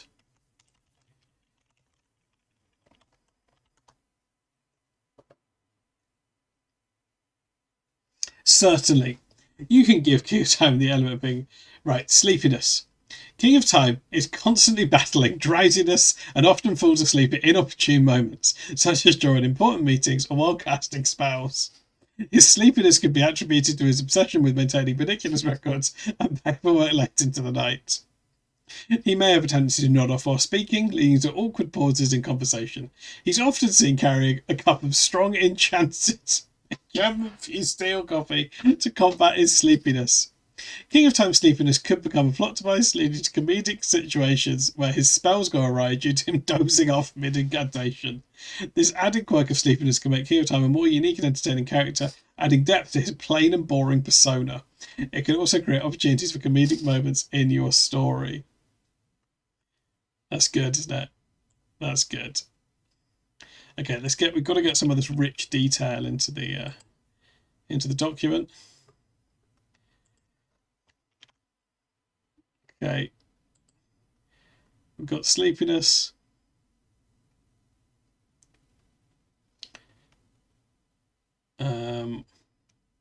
What these magic abilities?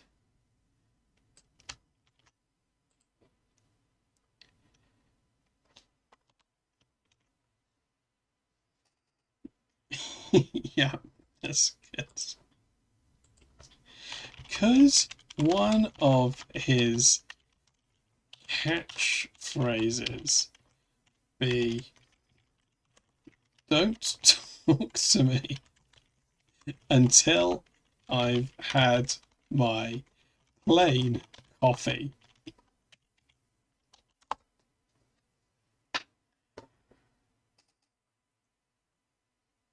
Certainly, "Don't talk to me until I've had my plain coffee" could be a humorous catchphrase for King of Time, emphasising his plain and mundane personality. It adds a touch of everyday routine to his character and can lead to amusing interactions in the story.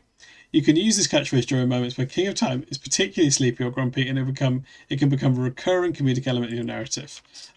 Does he have any other catchphrases?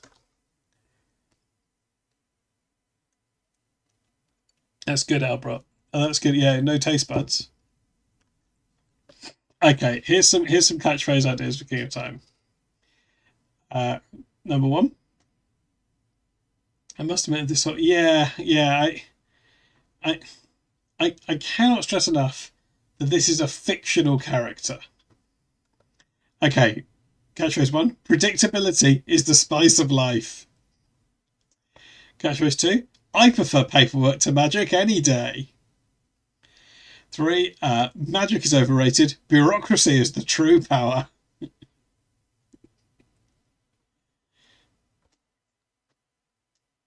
Yeah. I hope that's how King of Time sees it, Albert. Everything in its place, and every place with a label. And maybe my favourite, simplify, systematise, sterilise.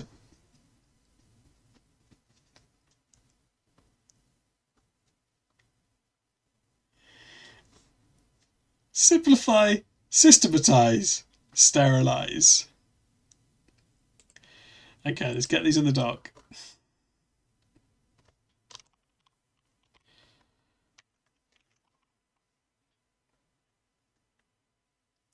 It does, doesn't it? Yeah, really. I mean, they all say it. I mean, he seems like quite a sinister character, Diver. And of course, don't talk to me until I have my plain coffee. Yeah, jeez.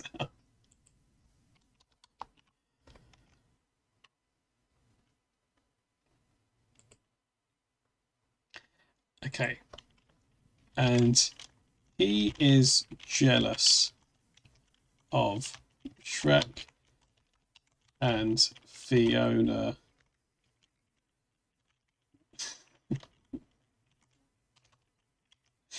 Physical relationship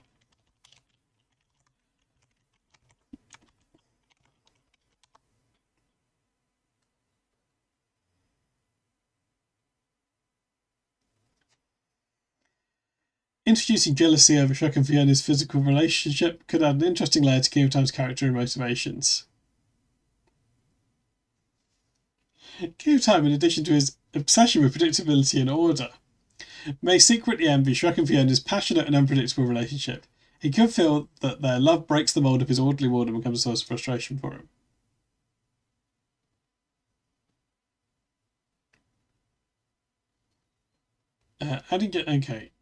Be mindful of how you handle this aspect to ensure it aligns with the tone of themes of your narrative. Okay, great.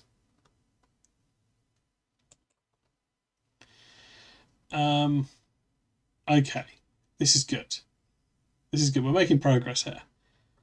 Okay, what else do we? Right, so we've got our primary villain, as suggested by. I think that one genuinely was suggested by Goblin. His sidekick could be McMaster, which would be both of your suggestions. Could he have a sidekick called the McMaster?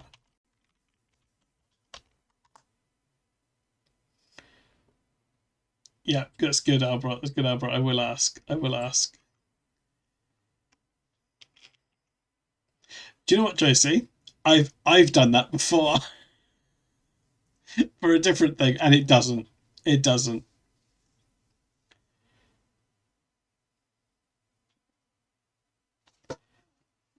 Name the McMaster, or choose a different name if preferred. Lee. Poor McMaster. The McMaster can have a more flamboyant and eccentric appearance compared to King of Time. Bright colours and extravagant attire could highlight the contrast. It could be, yeah. The McMaster could be energetic, spontaneous, and enthusiastic, embodying everything that King of Time despises. He could do.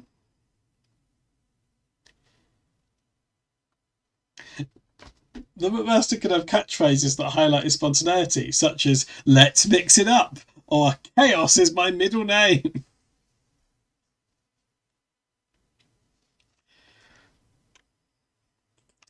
No, I think they should both be boring in their own ways.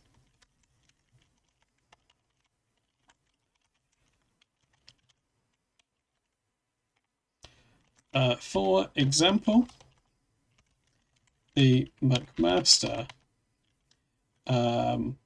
could have 2 or 3 phones that he keeps talking about, and also he hates his expensive car, but isn't very good at explaining why. Also, he only really eats 2 types of meal, but insists on reviewing it every time in excruciating detail. Right, let's see if that helps. I see what you're aiming for. A pair of characters who are both uniquely dull and plain in their own ways. Here's a revised concept for the McMaster and King of Time. Name the McMaster, or choose a different name if preferred. The McMaster dresses in exceedingly bland and monotonous outfits. He's always seen in pleasure. Okay. The McMaster. Hang on. Let's do that bit. He also only wears shirts with his own name on them.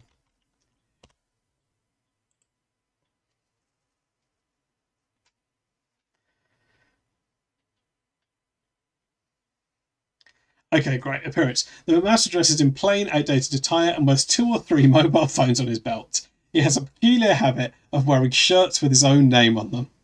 The McMaster is remarkably unenthusiastic and has a monotone speaking style, often discussing mundane details at length. He dislikes his expensive car, but is unable to articulate why, leading to comedically vague complaints.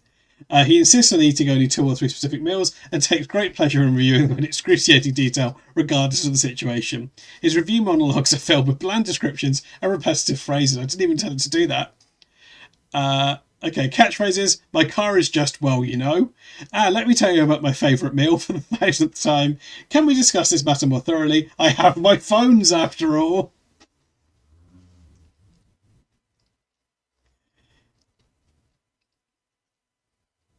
Can I ask to claim he's saving the day? But yeah, that's good. That's good. That's good. That it really has nailed him. Yeah. Right. I want to go to the toilet. I'm going to take a quick break. I'll be back in a minute. We'll do a bit more of this. What time is it?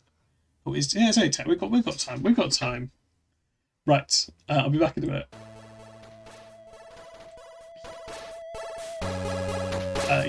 Keep your ideas percolating, or also take a break. That don't matter. I'll be back in a minute.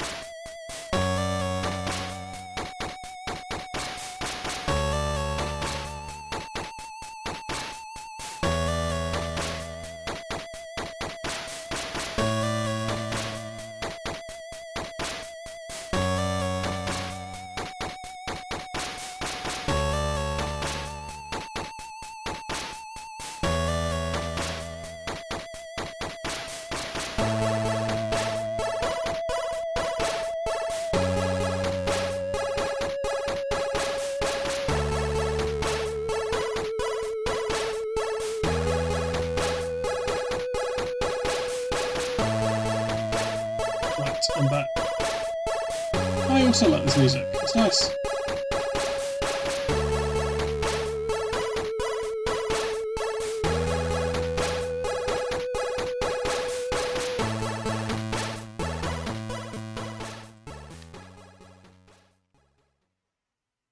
Oh no. Oh no. Oh no. Oh no, we were seeing a secret back end. We're seeing a secret back end. Well, I don't think there's anything too secret on there, is there? No. I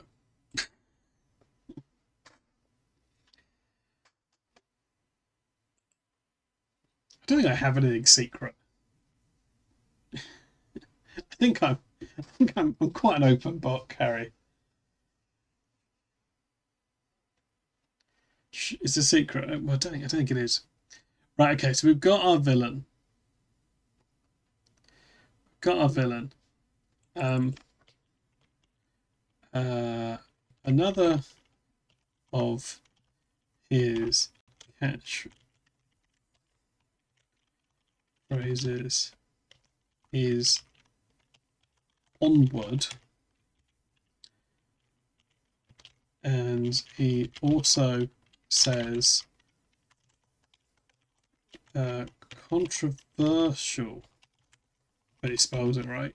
Well, actually, he probably doesn't spell it right a lot, but the things he says aren't really.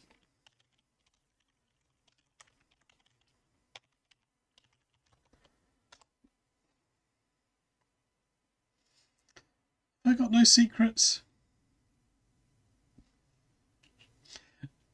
Onwards, used by the bookmaster, is a simple and enthusiastic way to move forward, even in the most mundane situations. He frequently interjects with onward as a way of urging action or decision regardless of the context. I think they do know who he is. The bookmaster often employs the word controversial to describe matters or statements that are entirely mundane and uncontroversial. His overuse of the term adds a humorous quirk to his character as he applies it to the most trivial of topics. Examples. Shall we review the paperwork now? Onward. This meal choice is quite controversial, wouldn't you say?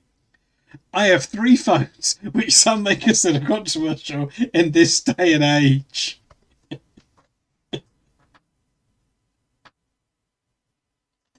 That's really good. I, I think this is. Oh, I don't think I put anything in about the master. Okay. Okay, great. Well, let's pop those in, and let's also pop the this one.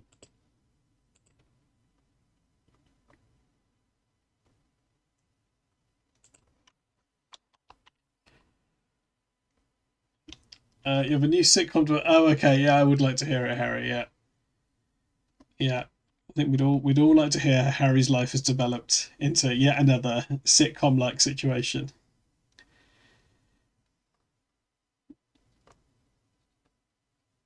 Yeah, I have 3 phones, which some may consider controversial in this day and age. It is really good. Can we generate? Yeah, that's good. That's good, Josie. Yeah, that's good. You're excited, right? Let's stop for a minute. Let's read Harry's thing. So I was chatting with my Chinese crush the other day.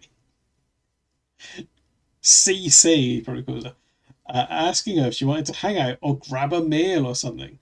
She said she couldn't because she'd invited a friend round to hers for hot pots.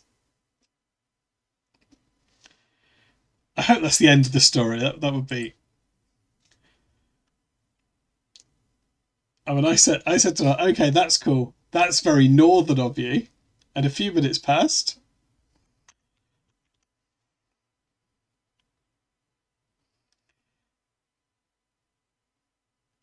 I fuming on your behalf. What, Harry's? And she said, "It's quite Chinese of me, actually. You got the wrong kind of hot pots." Oh, what a humorous misunderstanding, Harry. Chinese hotspots, nice as well. You could have meant northern China. Yeah, that is a wow, wow, wow, wow.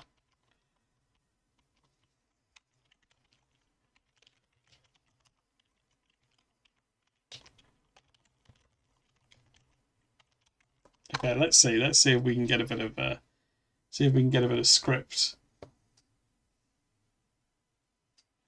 Certainly, here's a humorous dialogue between King of Time brackets KOT. Oh no, I did say KOT. I thought he'd done that himself. That is a hilarious comedic misunderstanding. Can we get HHHCM in the chat, please, for Harry Hardy hilarious comedic misunderstanding?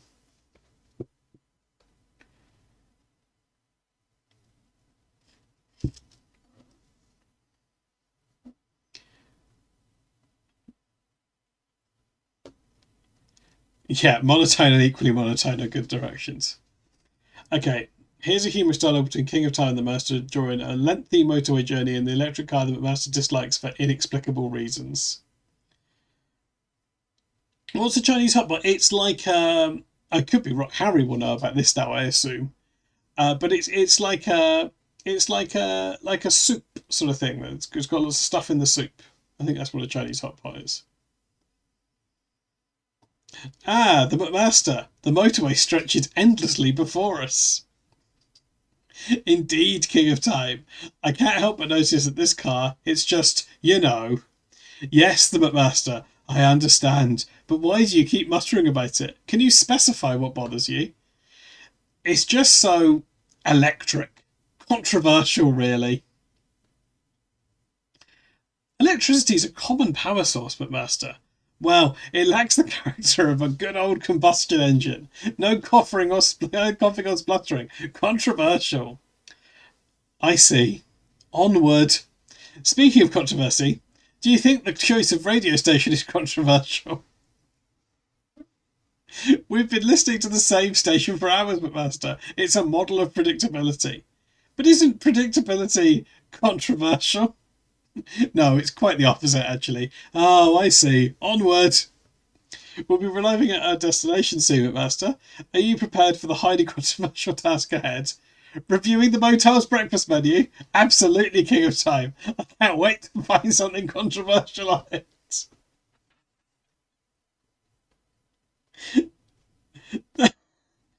It genuinely has. Yeah, genuinely has. It's really nailed, McMaster. That's really good. Oh, yes, here we go. Ding dang do. This dialogue highlights their mundane and eccentric conversation as they embark on their journey in the electric car, with the McMaster's peculiar use of controversial and his vague dislike for the car adding to the humour of the scene. Can we also see some dialogue from the motel restaurant? McMaster is reviewing the fried breakfast,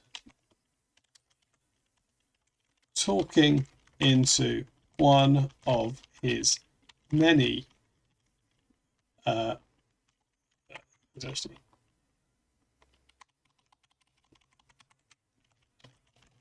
recorded on one of his many phones with KOT.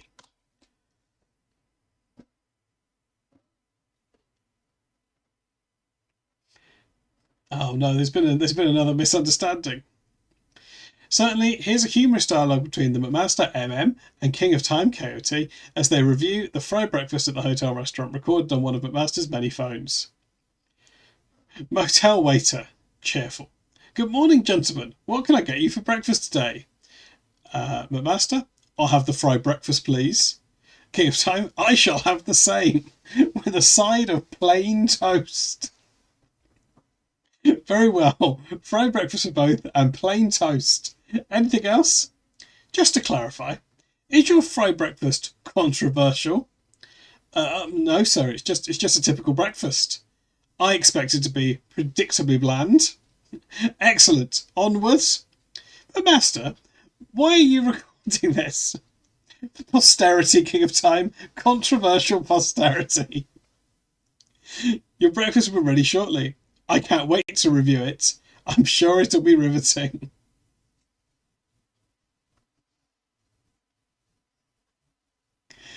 That is how the McMaster would talk.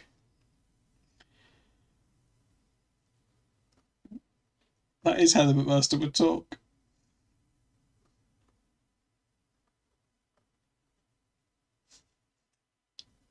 Controversial posterity is a great concept, yeah.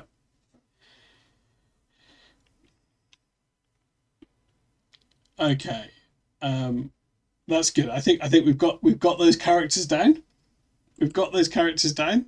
Let's just see how are we doing on the things people have elbowed in. Okay, we've done this. Got the master in. We've got that. Those are done. Great. Okay, we've got the ideas.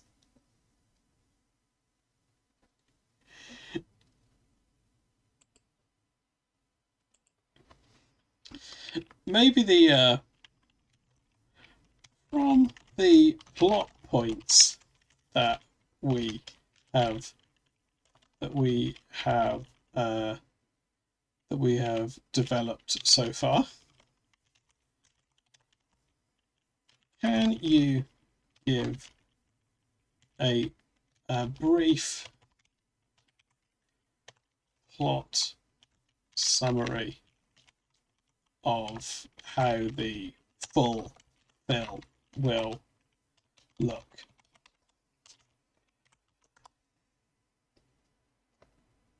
The theme of controversial posterity ties in perfectly to the donkey time travel plotline. Yeah.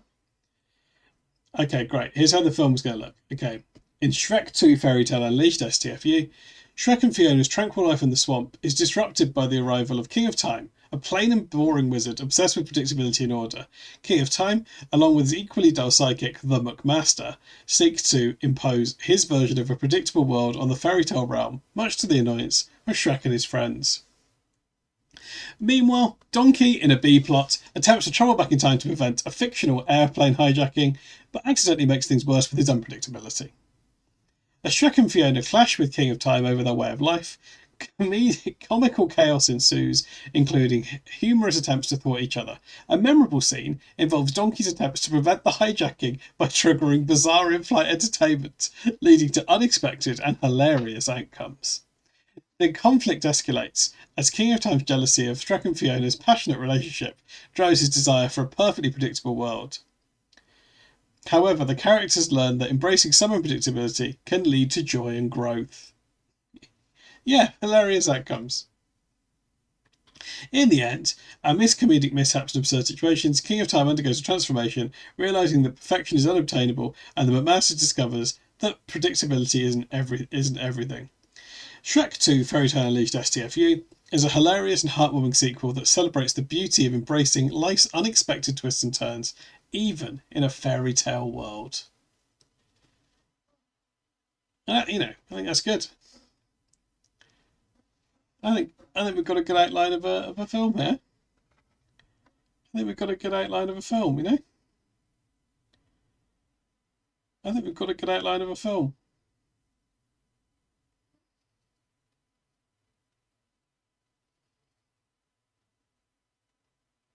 Yeah, yeah, yeah. There is that. There is that. There is that. Uh,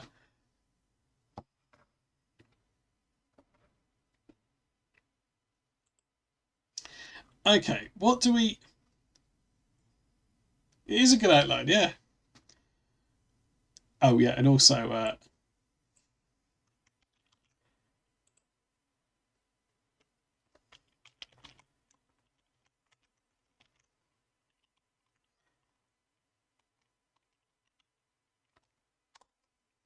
just put that in verbatim, probably fine. That is a fun and unexpected twist for the end of the film. It adds a touch of whimsy and humour to the conclusion. Donkey's time travel adventures take an unexpected turn as he encounters Shrek as Abraham Lincoln at the Lincoln Memorial. This clever twist can leave the audience with a final laugh and a memorable image as they head into the credits. Shrek 2 Fairy Tale Unleashed STFU promises to be a delightful blend of comedy, fantasy, and heartwarming moments with a unique and entertaining storyline. There we go. I think this is good. I think this is good. Can you break down the main scenes of the film?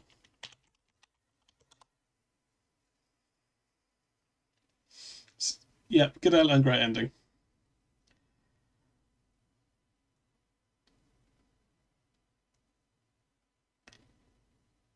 Okay.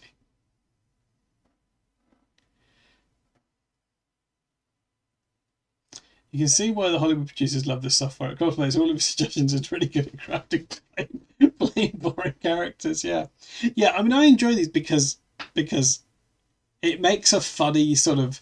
It's almost a script, but it's incredibly kind of bland and surface level, isn't it?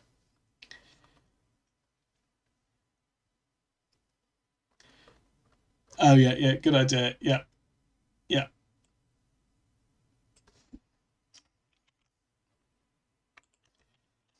Um, Actually, we'll put it in here. Um,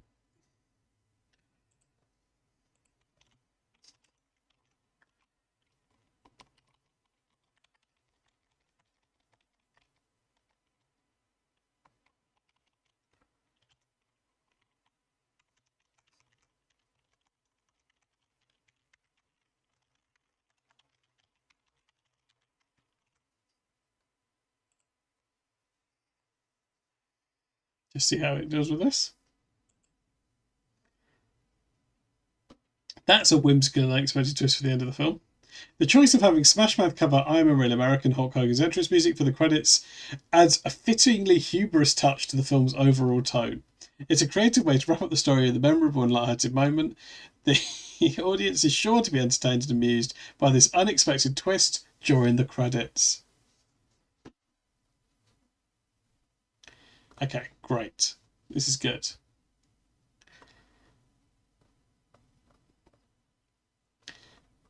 This is good. It's funny how much it's really nailed the McMaster's dialogue.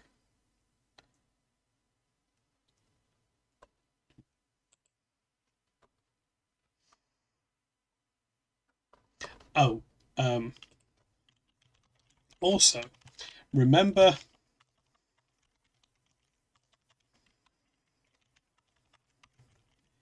that. Oh, actually, let's just take it direct. I feel like this got left out of the summary.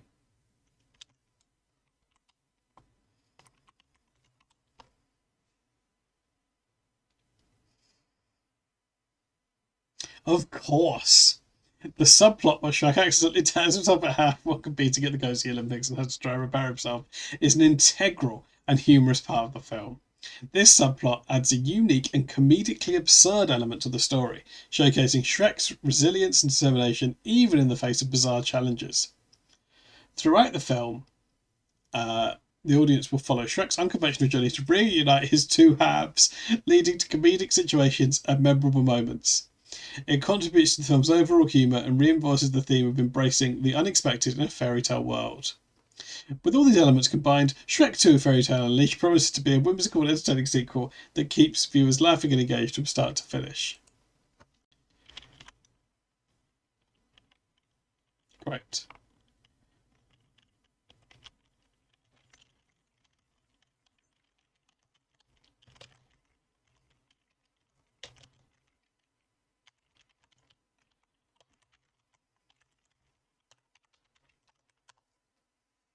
Okay, we're on to a winner here. You're loving this. I mean, I think once again I've created this. I've created a stream that appeals to about 3 people and alienates everyone else. Some of them personally. Some of them personally by making them. So some of them personally by creating the by making them the villains. Poetic. Well, I mean, yeah. In my defence, I literally just put someone's suggestion in verbatim. Yeah, but Master's got. Yeah, but Master's not going to watch the stream though. I think, to be fair, King of Time is a largely humorous character, and I think the contrast of having him with the McMaster actually makes King of Time come off quite favourably. Yeah, that's true, JC. Yeah, I have played myself down. There are at least 5 of you. Okay, opening montage. Oh, speaking of people that aren't here, can someone give a shout out to Buzz Josie, who's streaming on Monday? they're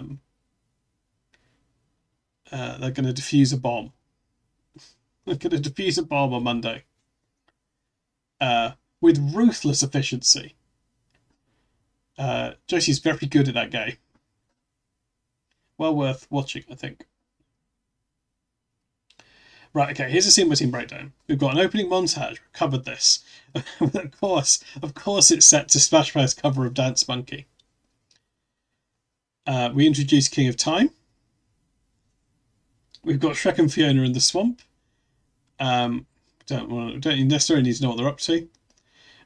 Donkey's time travel attempt, of course, he travels back in time to prevent a fictional aeroplane hijacking, but accidentally makes everything worse. There's a clash with King of Time. There's Donkey's in-flight entertainment mishap. There's King of Time's jealousy. There's a montage of comedic mishaps. The McMaster's eccentricities, which is strangely late in the film. Okay, there's a showdown. And then, of course, Donkey's time travel adventure concludes with a visit to the Lincoln Memorial, revealing a surprising twist. And then the credits roll with Smash Bros. Cover of I Am a Real American, adding a humorous touch to the conclusion of the film. Oh, hang on. A post-credit scene could tease a potential sequel or provide a final comedic moment. This scene was in. Okay, yeah, great. Okay, we should have an optional post-credit scene.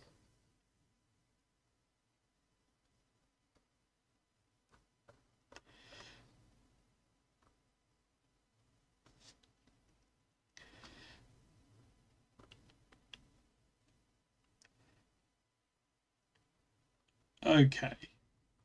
Yeah, this is good. We've got an outline. We've got an outline.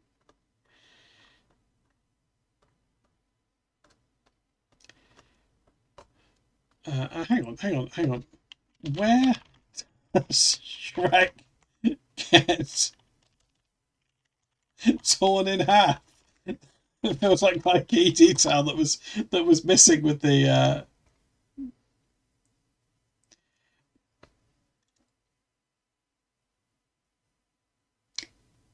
Shrek gets torn in half during a dramatic and comical moment at the Goatsy Olympics. This event occurs as part of the film's subplot involving Shrek's participation in the Goatsy Olympics, where he competes in various unconventional and humorous challenges. The tearing incident takes place during one of these challenges, and it serves as a pivotal and memorable moment in the story. Can we have more detail about the what do they call it? The tearing incident, please.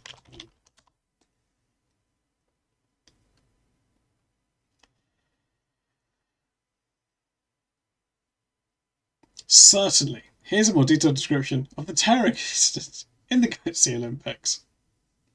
Shrek, competing in the Goatsy Olympics, is faced with a particularly challenging event known as the Stretchy Gauntlet.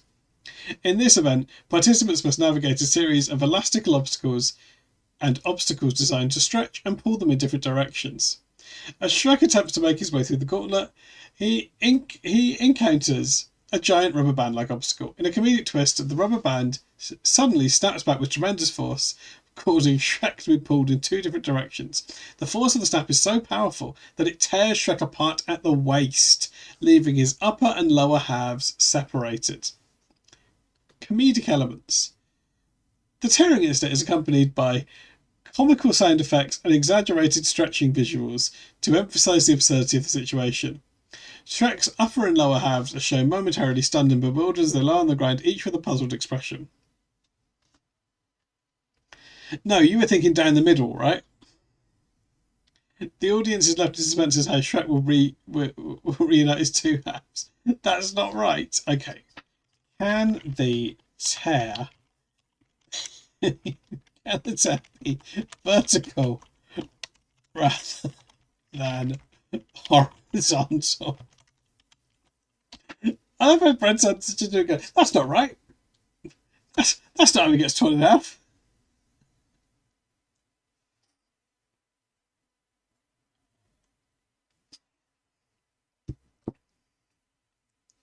Certainly, The tear in Shrek's body can be depicted as a vertical tear rather than horizontal.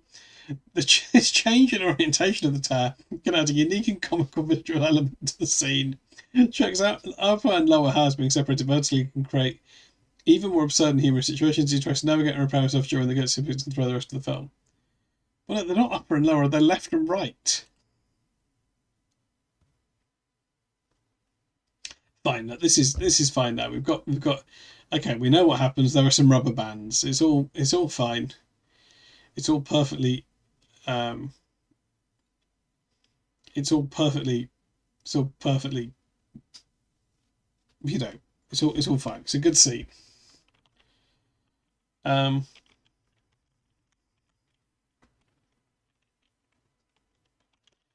Is this incident in some way caused by AOT and the master?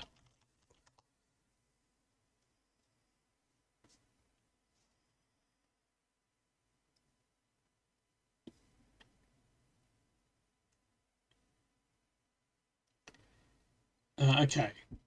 Shrek is navigating the stretchy gauntlet challenge at the OC Olympics. King of Tower and the McMaster, who are spectating, decide to intervene by using a magical device to help Shrek. Yeah, it is horrible, Harry, and it wasn't even. I feel like we didn't do that. It's just done that itself.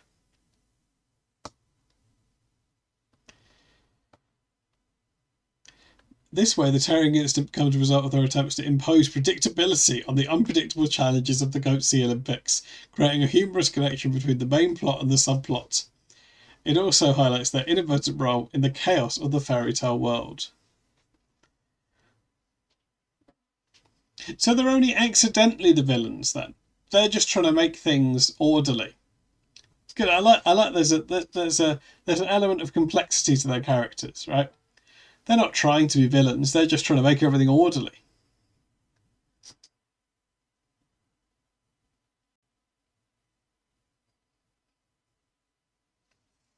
That's good. There's depth.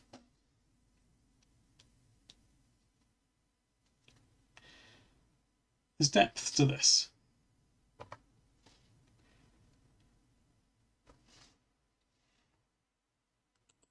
Oops. Oh. Let's click here. I had forgotten about the catchphrase: simplify, systematize, sterilize. I feel like we've got a lot done here. I feel like there's a lot in this. Can we get an updated list of scenes?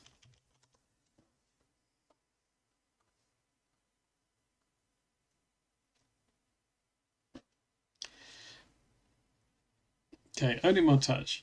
Introduction to King of Time, Shrek and Fiona in the swamp, Donkey's time travel attempt, Clash with King of Time, Donkey's in-flight entertainment mishap, King of Time's jealousy. Once we have a script, could we use one of those AI art generators to build a bit of a storyboard?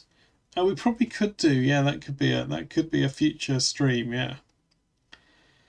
The McMaster's eccentricities. The stretchy. Okay, the tearing incident is it happens very late in the film.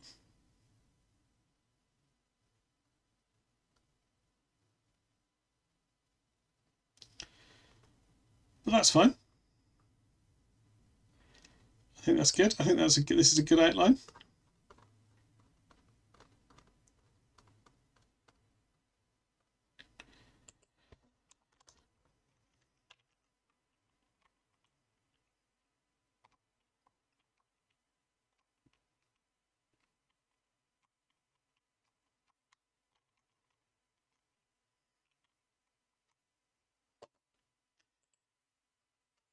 Yeah, I feel like we made a lot of progress here.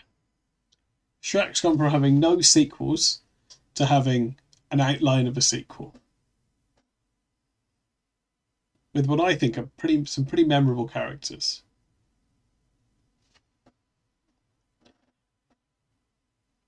What, Harry? Have you already made a Wikipedia page for this film? What's this? I assume it's people put fake pages up on Wikipedia, don't they?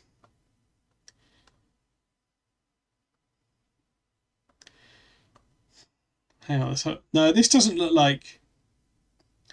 I'm just skimming through, and the plot doesn't seem right at all. I can't see. There's no donkey doesn't make a hijacking worse. I can't see. Don't think it mentions the McMaster anywhere. No, I think this is. I think Gomelon probably did make this. Yeah, I think Gomelon did make this, and he's if I may say, fairly typically, he's really messed it up. Um, who would who could we get to voice the King of Time and McMaster characters?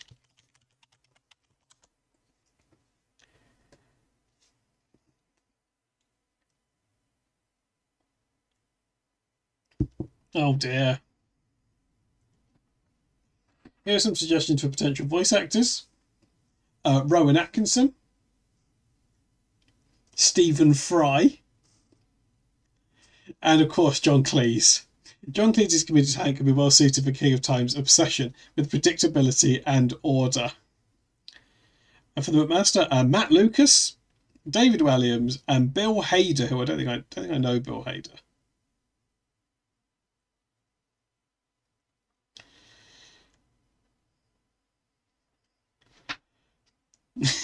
No. Hello, Otafki. I'm glad you're still there. Yeah, David Williams is the master. Can we have some more suggestions, please? Bill Hader's from Barry. Very good show. Okay, more for King of Time. Steve Carell, Jim Gaffigan, again I don't know, or Hugh Laurie.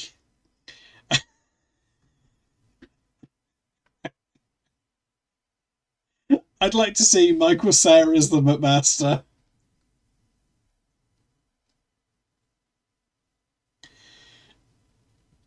Yeah, these are all bad, aren't they? Yeah, each boll indeed. Michael Cera would be good as King of Time. Yeah. Yeah, Steve Carell is better than. You think Hugh Laurie could be King of Time? Yeah.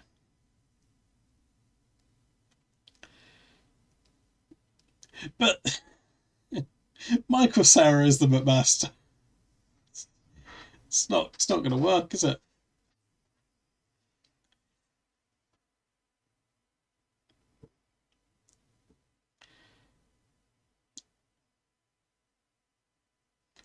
Um, yeah, just put that in. Could we get Andy Serkis? Yeah, that's a good idea, JC. Yeah. Certainly, Andy Serkis is a talented actor known for his exceptional motion capture performances, and his unique skills could bring a distinctive touch to the characters of King of Time and King of Time brackets KOT and the McMaster in Shrek 2 Fairy Tale Unleashed STFU. Serkis' ability to embody eccentric and multifaceted characters through motion capture and voice acting could add depth and humour to these roles. His expertise in portraying characters with unique physicality and mannerisms could make King of Time and the McMaster even more memorable and entertaining in the film. Serkis' versatility would allow him to create distinct voices and personalities for both characters. Okay, so now this is saying that Andy Serkis could play both roles. Can we have some gender blind suggestions?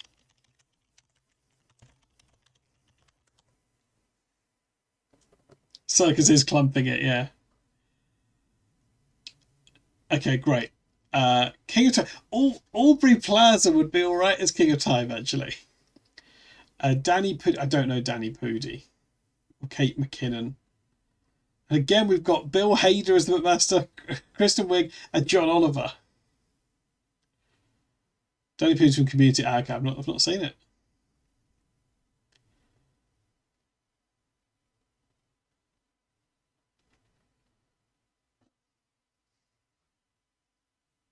There we go. There's lots of suggestions. We don't have to cast it for a while yet, you know? Oh, yeah, okay. Yeah, yeah. How about Sandy Toksvig?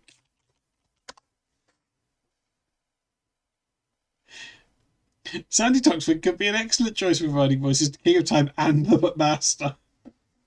Her wit, humour, and distinctive voice can add a unique and entertaining dimension to these characters. Toksvig's experience in comedy and her ability to deliver humour with a touch of sophistication could align well with King of Time and the Master's comedic personas. Casting Sandy Toksvig as the voice actor for both characters could bring a fresh and engaging dynamic to the film, and her talents would likely resonate with audiences, enhancing the humour and charm of STFU. Yeah, okay. Could Paddy McGuinness play every character in the film?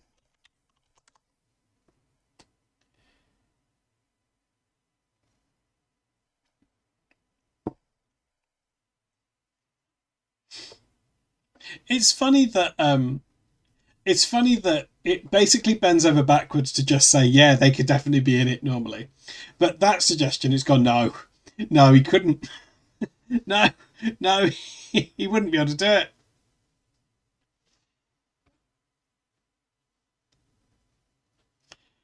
Yeah, it takes quite a lot, I think, for them to, because they just go, yeah, they could be in a film. Hello, Shitehawk. Captain Shite was crucified and died for the sins of all the people of far, far away at the end. Well, yeah, he's been cut in half, Shitehawk. That is true, Gomelon. Yeah, that. Those are the two. Clearly, those are the two lines that ChatGPT has drawn. Those are the two. That's where it. Well, we can. Sorry. Can you remind us how Shrek gets cut in half? Certainly. Shrek gets cut in half during the Stretchy Gauntlet Challenge at the Goatsy Olympics. In this event, Shrek is navigating a series of elastic obstacles and unpredictable challenges. During the challenge, a mishap occurs where a giant rubber band-like obstacle snaps back with tremendous force. This unexpected event causes Shrek to be pulled in two different directions, resulting in a vertical tear that separates his upper and lower halves. There we go. Oh, yes, here we go. Ding dang do. I don't know if that's justified. Yeah, exactly. Dragon's Breath can't bounce still beams. It was very anti-BDSM. You're right, Atafki. Yeah, it was.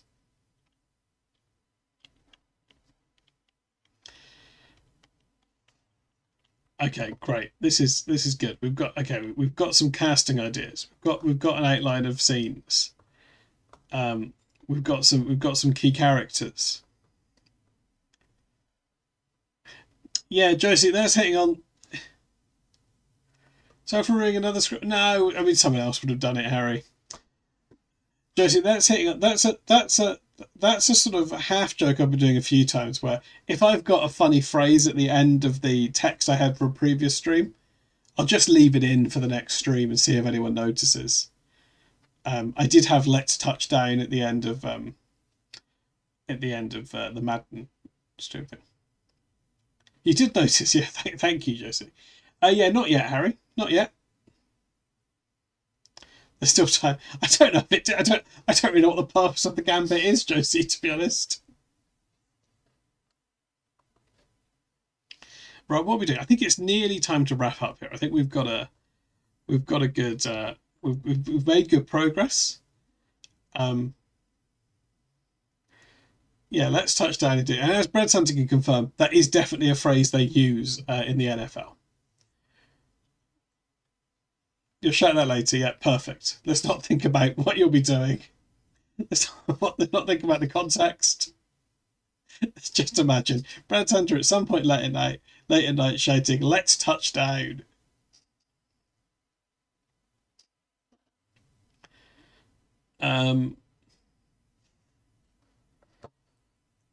Okay, this has been good. I mean, yeah, that's how I imagine him. Also, hello, SK.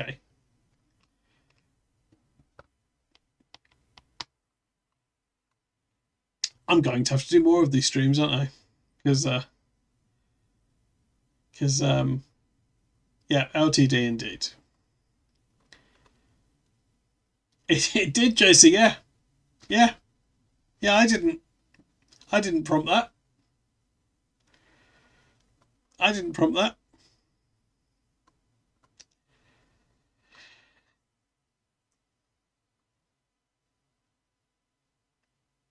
Okay. How is Unity first introduced to the audience?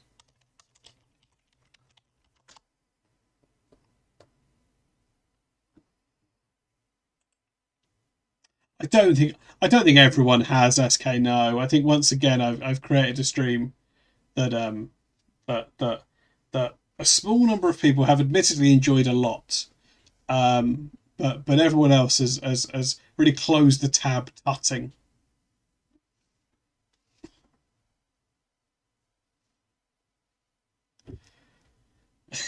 Yeah, it's hard to imagine where they whittled down. I wouldn't say I've hated it all myself. No, I wouldn't necessarily say that. And I also wouldn't say the chat all had fun. I'd say a lot of them were probably quite offended by all the 9/11 chat. I think that was probably when a lot of people splintered off.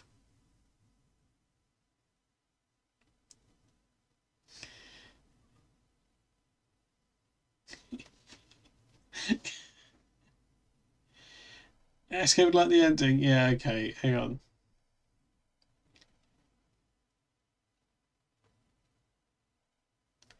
I mean, I am going to have to explain this to King of Time. Though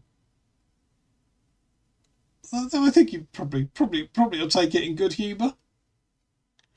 Probably going to take it in good humour.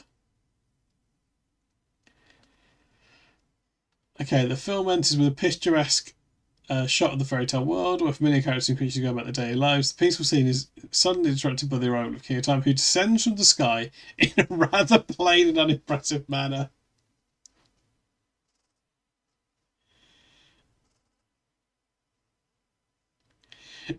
King of Time's arrival is accompanied by an unexpected gust of wind that blows away some fairy tale creatures' hats and disrupts the tranquility of the scene. As he lands, King of Time makes a grandiose announcement about his mission to bring predictability and order to the fairy tale world. His appearance and demeanour starkly contrast with the whimsical and unpredictable nature of the fairy tale realm, immediately setting the stage for his comedic and absurd character. This introduction not only establishes Coyote's character, but also creates a comedic juxtaposition with the fairy tale world's inherent unpredictability and chaos. Yeah, exactly. That is what I'll say. What do you think would be King of Time's favourite flavour of ice cream? We are in a feud, to be fair.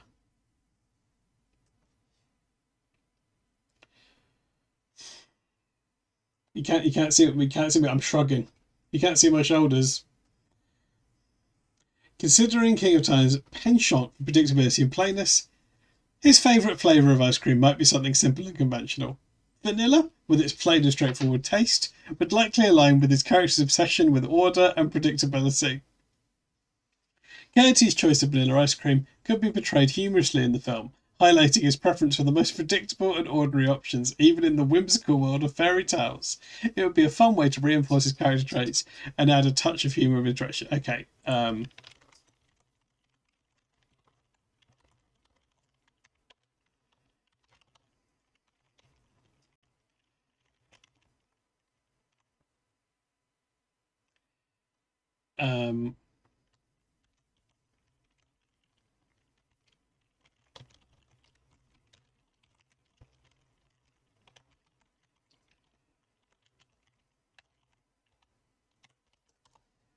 I will. Well, I'm going to ask for a list of choices it can make, and we'll see if that comes up.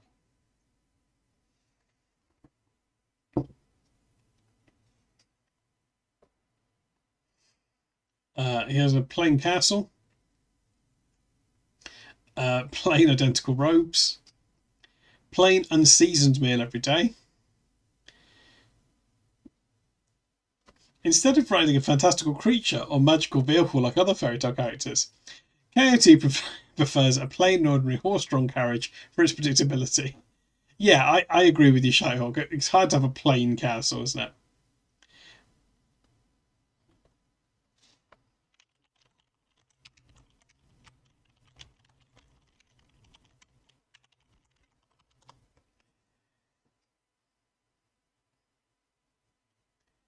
Yeah, oatmeal and a baked potato, yeah. There you go, Harry. You've got what you wanted. Coyote's favourite drink would likely align with his plain, predictable personality. He might prefer a classic and unadorned beverage, like plain water. Water is the simplest and most straightforward drink choice, consistent with his obsession with order and predictability. Yep, CUW. Loves a nice glass of CUW. A nicely ordered glass of water, please.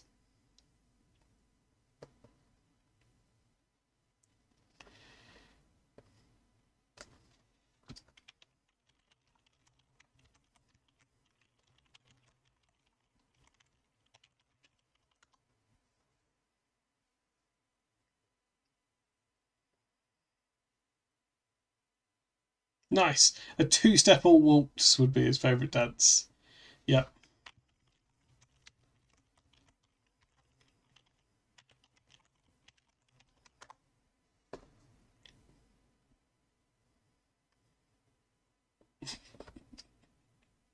In line with this character's obsession with predictability and plainness, his secret word might be something exceptionally mundane and unremarkable. It could be as simple as potato or boring. Ichiban indeed.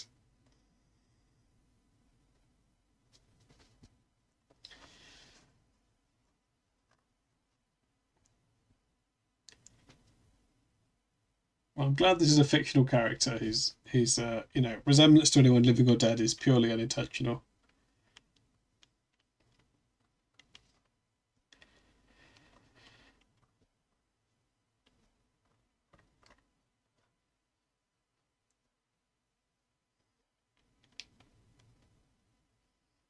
Yeah, yeah.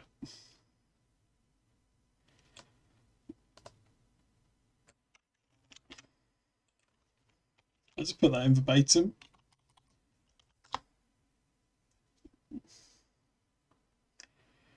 Indeed. A comedic mix-up involving Shrek and Fiona safe word being the same King Time's secret word potato could lead to hilarious and unexpected situations in the film. This mix-up could occur when King of Time attempts to enforce predictability in Order of the Lives, not realising the significance of the word potato to Shrek and Fiona. Shrek and Fiona, in their own private moments, use potato as their safe word to add a humorous twist to their relationship. As the film progresses, there are instances where Coyote inadvertently uses potato in situations where Shrek and Fiona's safe word is meant to signal a pause or stop to a certain activity. These misunderstandings lead to a comical and awkward moments. Eventually, the mix-up is revealed, and Gertie learns the true meaning of potato for Shrek and Fiona, leading to an amusing confrontation or resolution. It's a good plot point.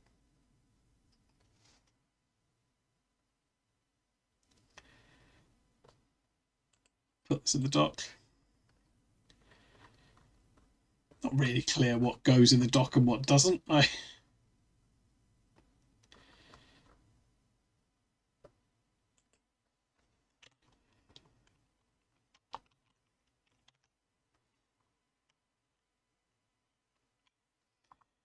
Shrek 2 Fairy Tale Unleashed, the true meaning of potato is good, yeah. Okay, brilliant. Great. Can we have a quick summary of everything we have created so far?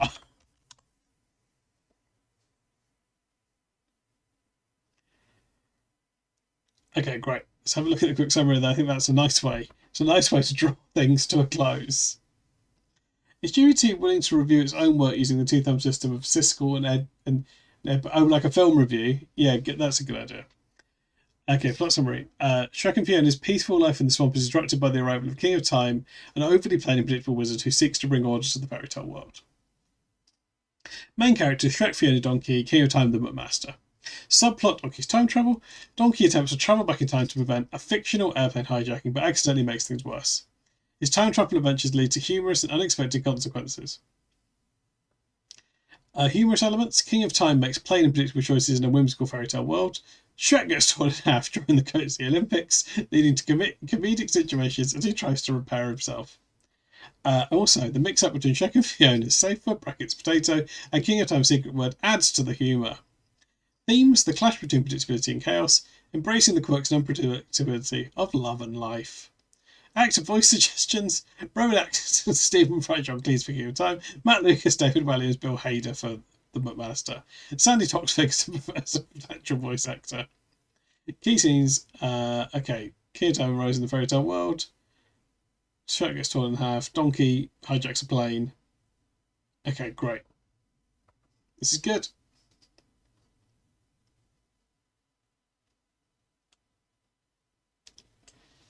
Okay.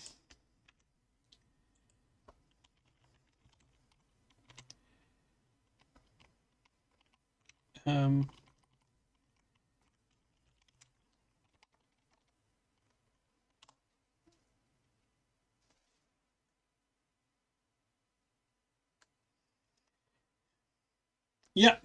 Yep, they are. Okay, thumb up one. Shrek 2 Fairy Tale Unleashed STFU offers a refreshing and comedically absurd take on the beloved Shrek franchise. The introduction of King of Time, a character obsessed with predictability in a whimsical fairy tale world, provides a unique and entertaining source of humour.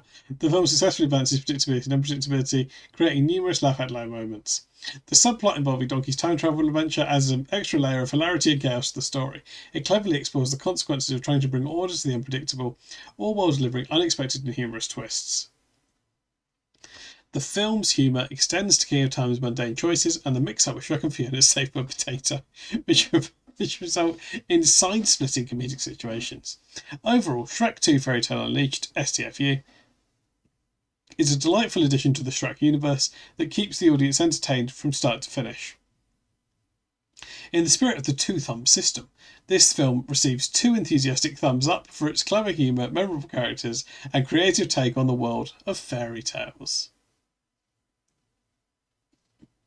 What a film.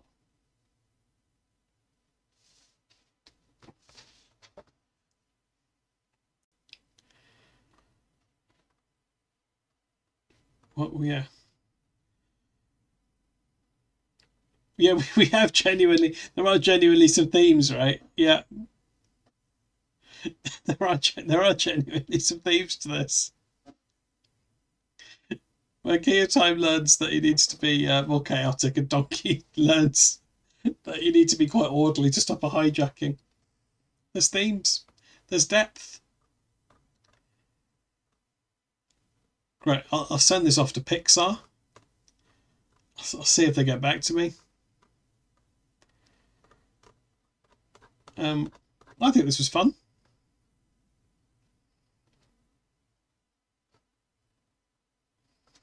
I can probably give people access to the doc if they want to look at what we've done.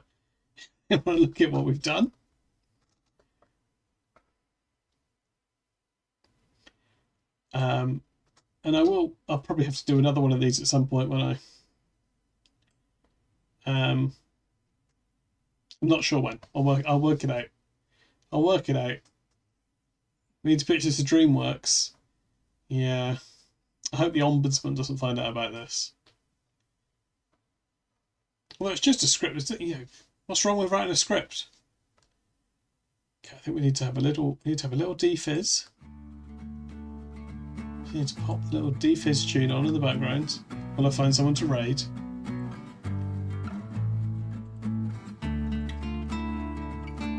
Of course, if we could get a quick shout out for King of Time, they will be streaming Saturday nights with a prime time Saturday nights secret words game. Oh, I think it was accidentally saying that Harry Hardy. When are you streaming next, Harry? Next week? Do you reckon? Do you think you'll do some mornings next week? Maybe next week. Yeah. Okay. Great. King of Time is doing a secret word Saturday nights. I'll probably do a stream after that. I'll probably do late night resting again, which I think was quite good. I think that does work. You might do Saturday night stream out spot. Well, you could do. No one's stopping you, Harry. It's people could stream when they want on Twitch. I just said I'm doing one. I just said I'm doing one.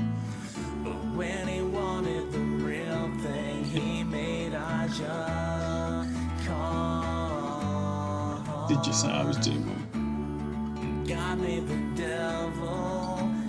No, for instance, I'm not. No, you've misunderstood the stream again.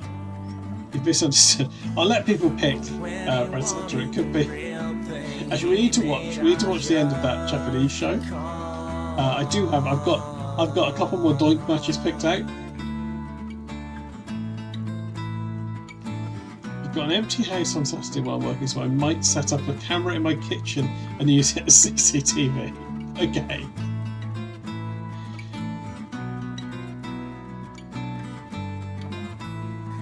Does he go under the ring? Probably. Okay, why don't we do it? We've also got the best tag match ever to watch, so we might do that. She keeps on looking, but hasn't found a thing that she can't break.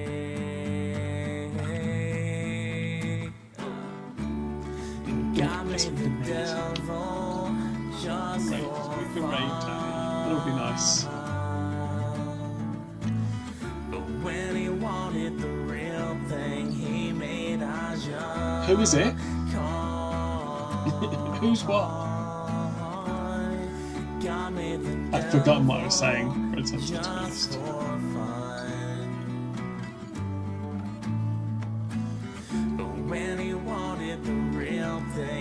It is Danny, and we're ready Danny. Right, thanks everyone.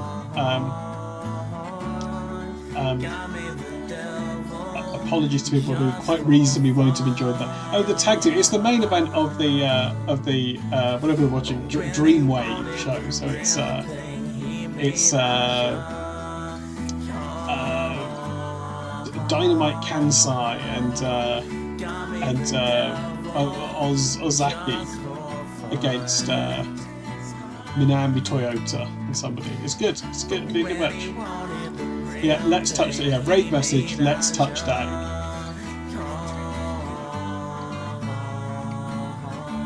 Right, we're going to do the raid in a minute. Yeah, that's for Dania indeed. Right, I will. I'll let you know what I'm doing tomorrow. I'll do something. I'll do something in the afternoon probably. Right. Good night, everyone.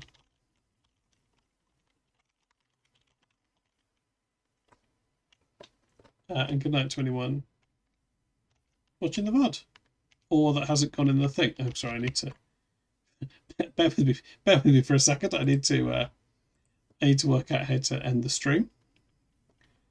I need to find the button to end the stream. No, I hope you liked the. I hope you liked the some of this. Oh, let's do that. Right. Okay. Right. Good night, everyone. Goodbye if it's today. Right. Bye.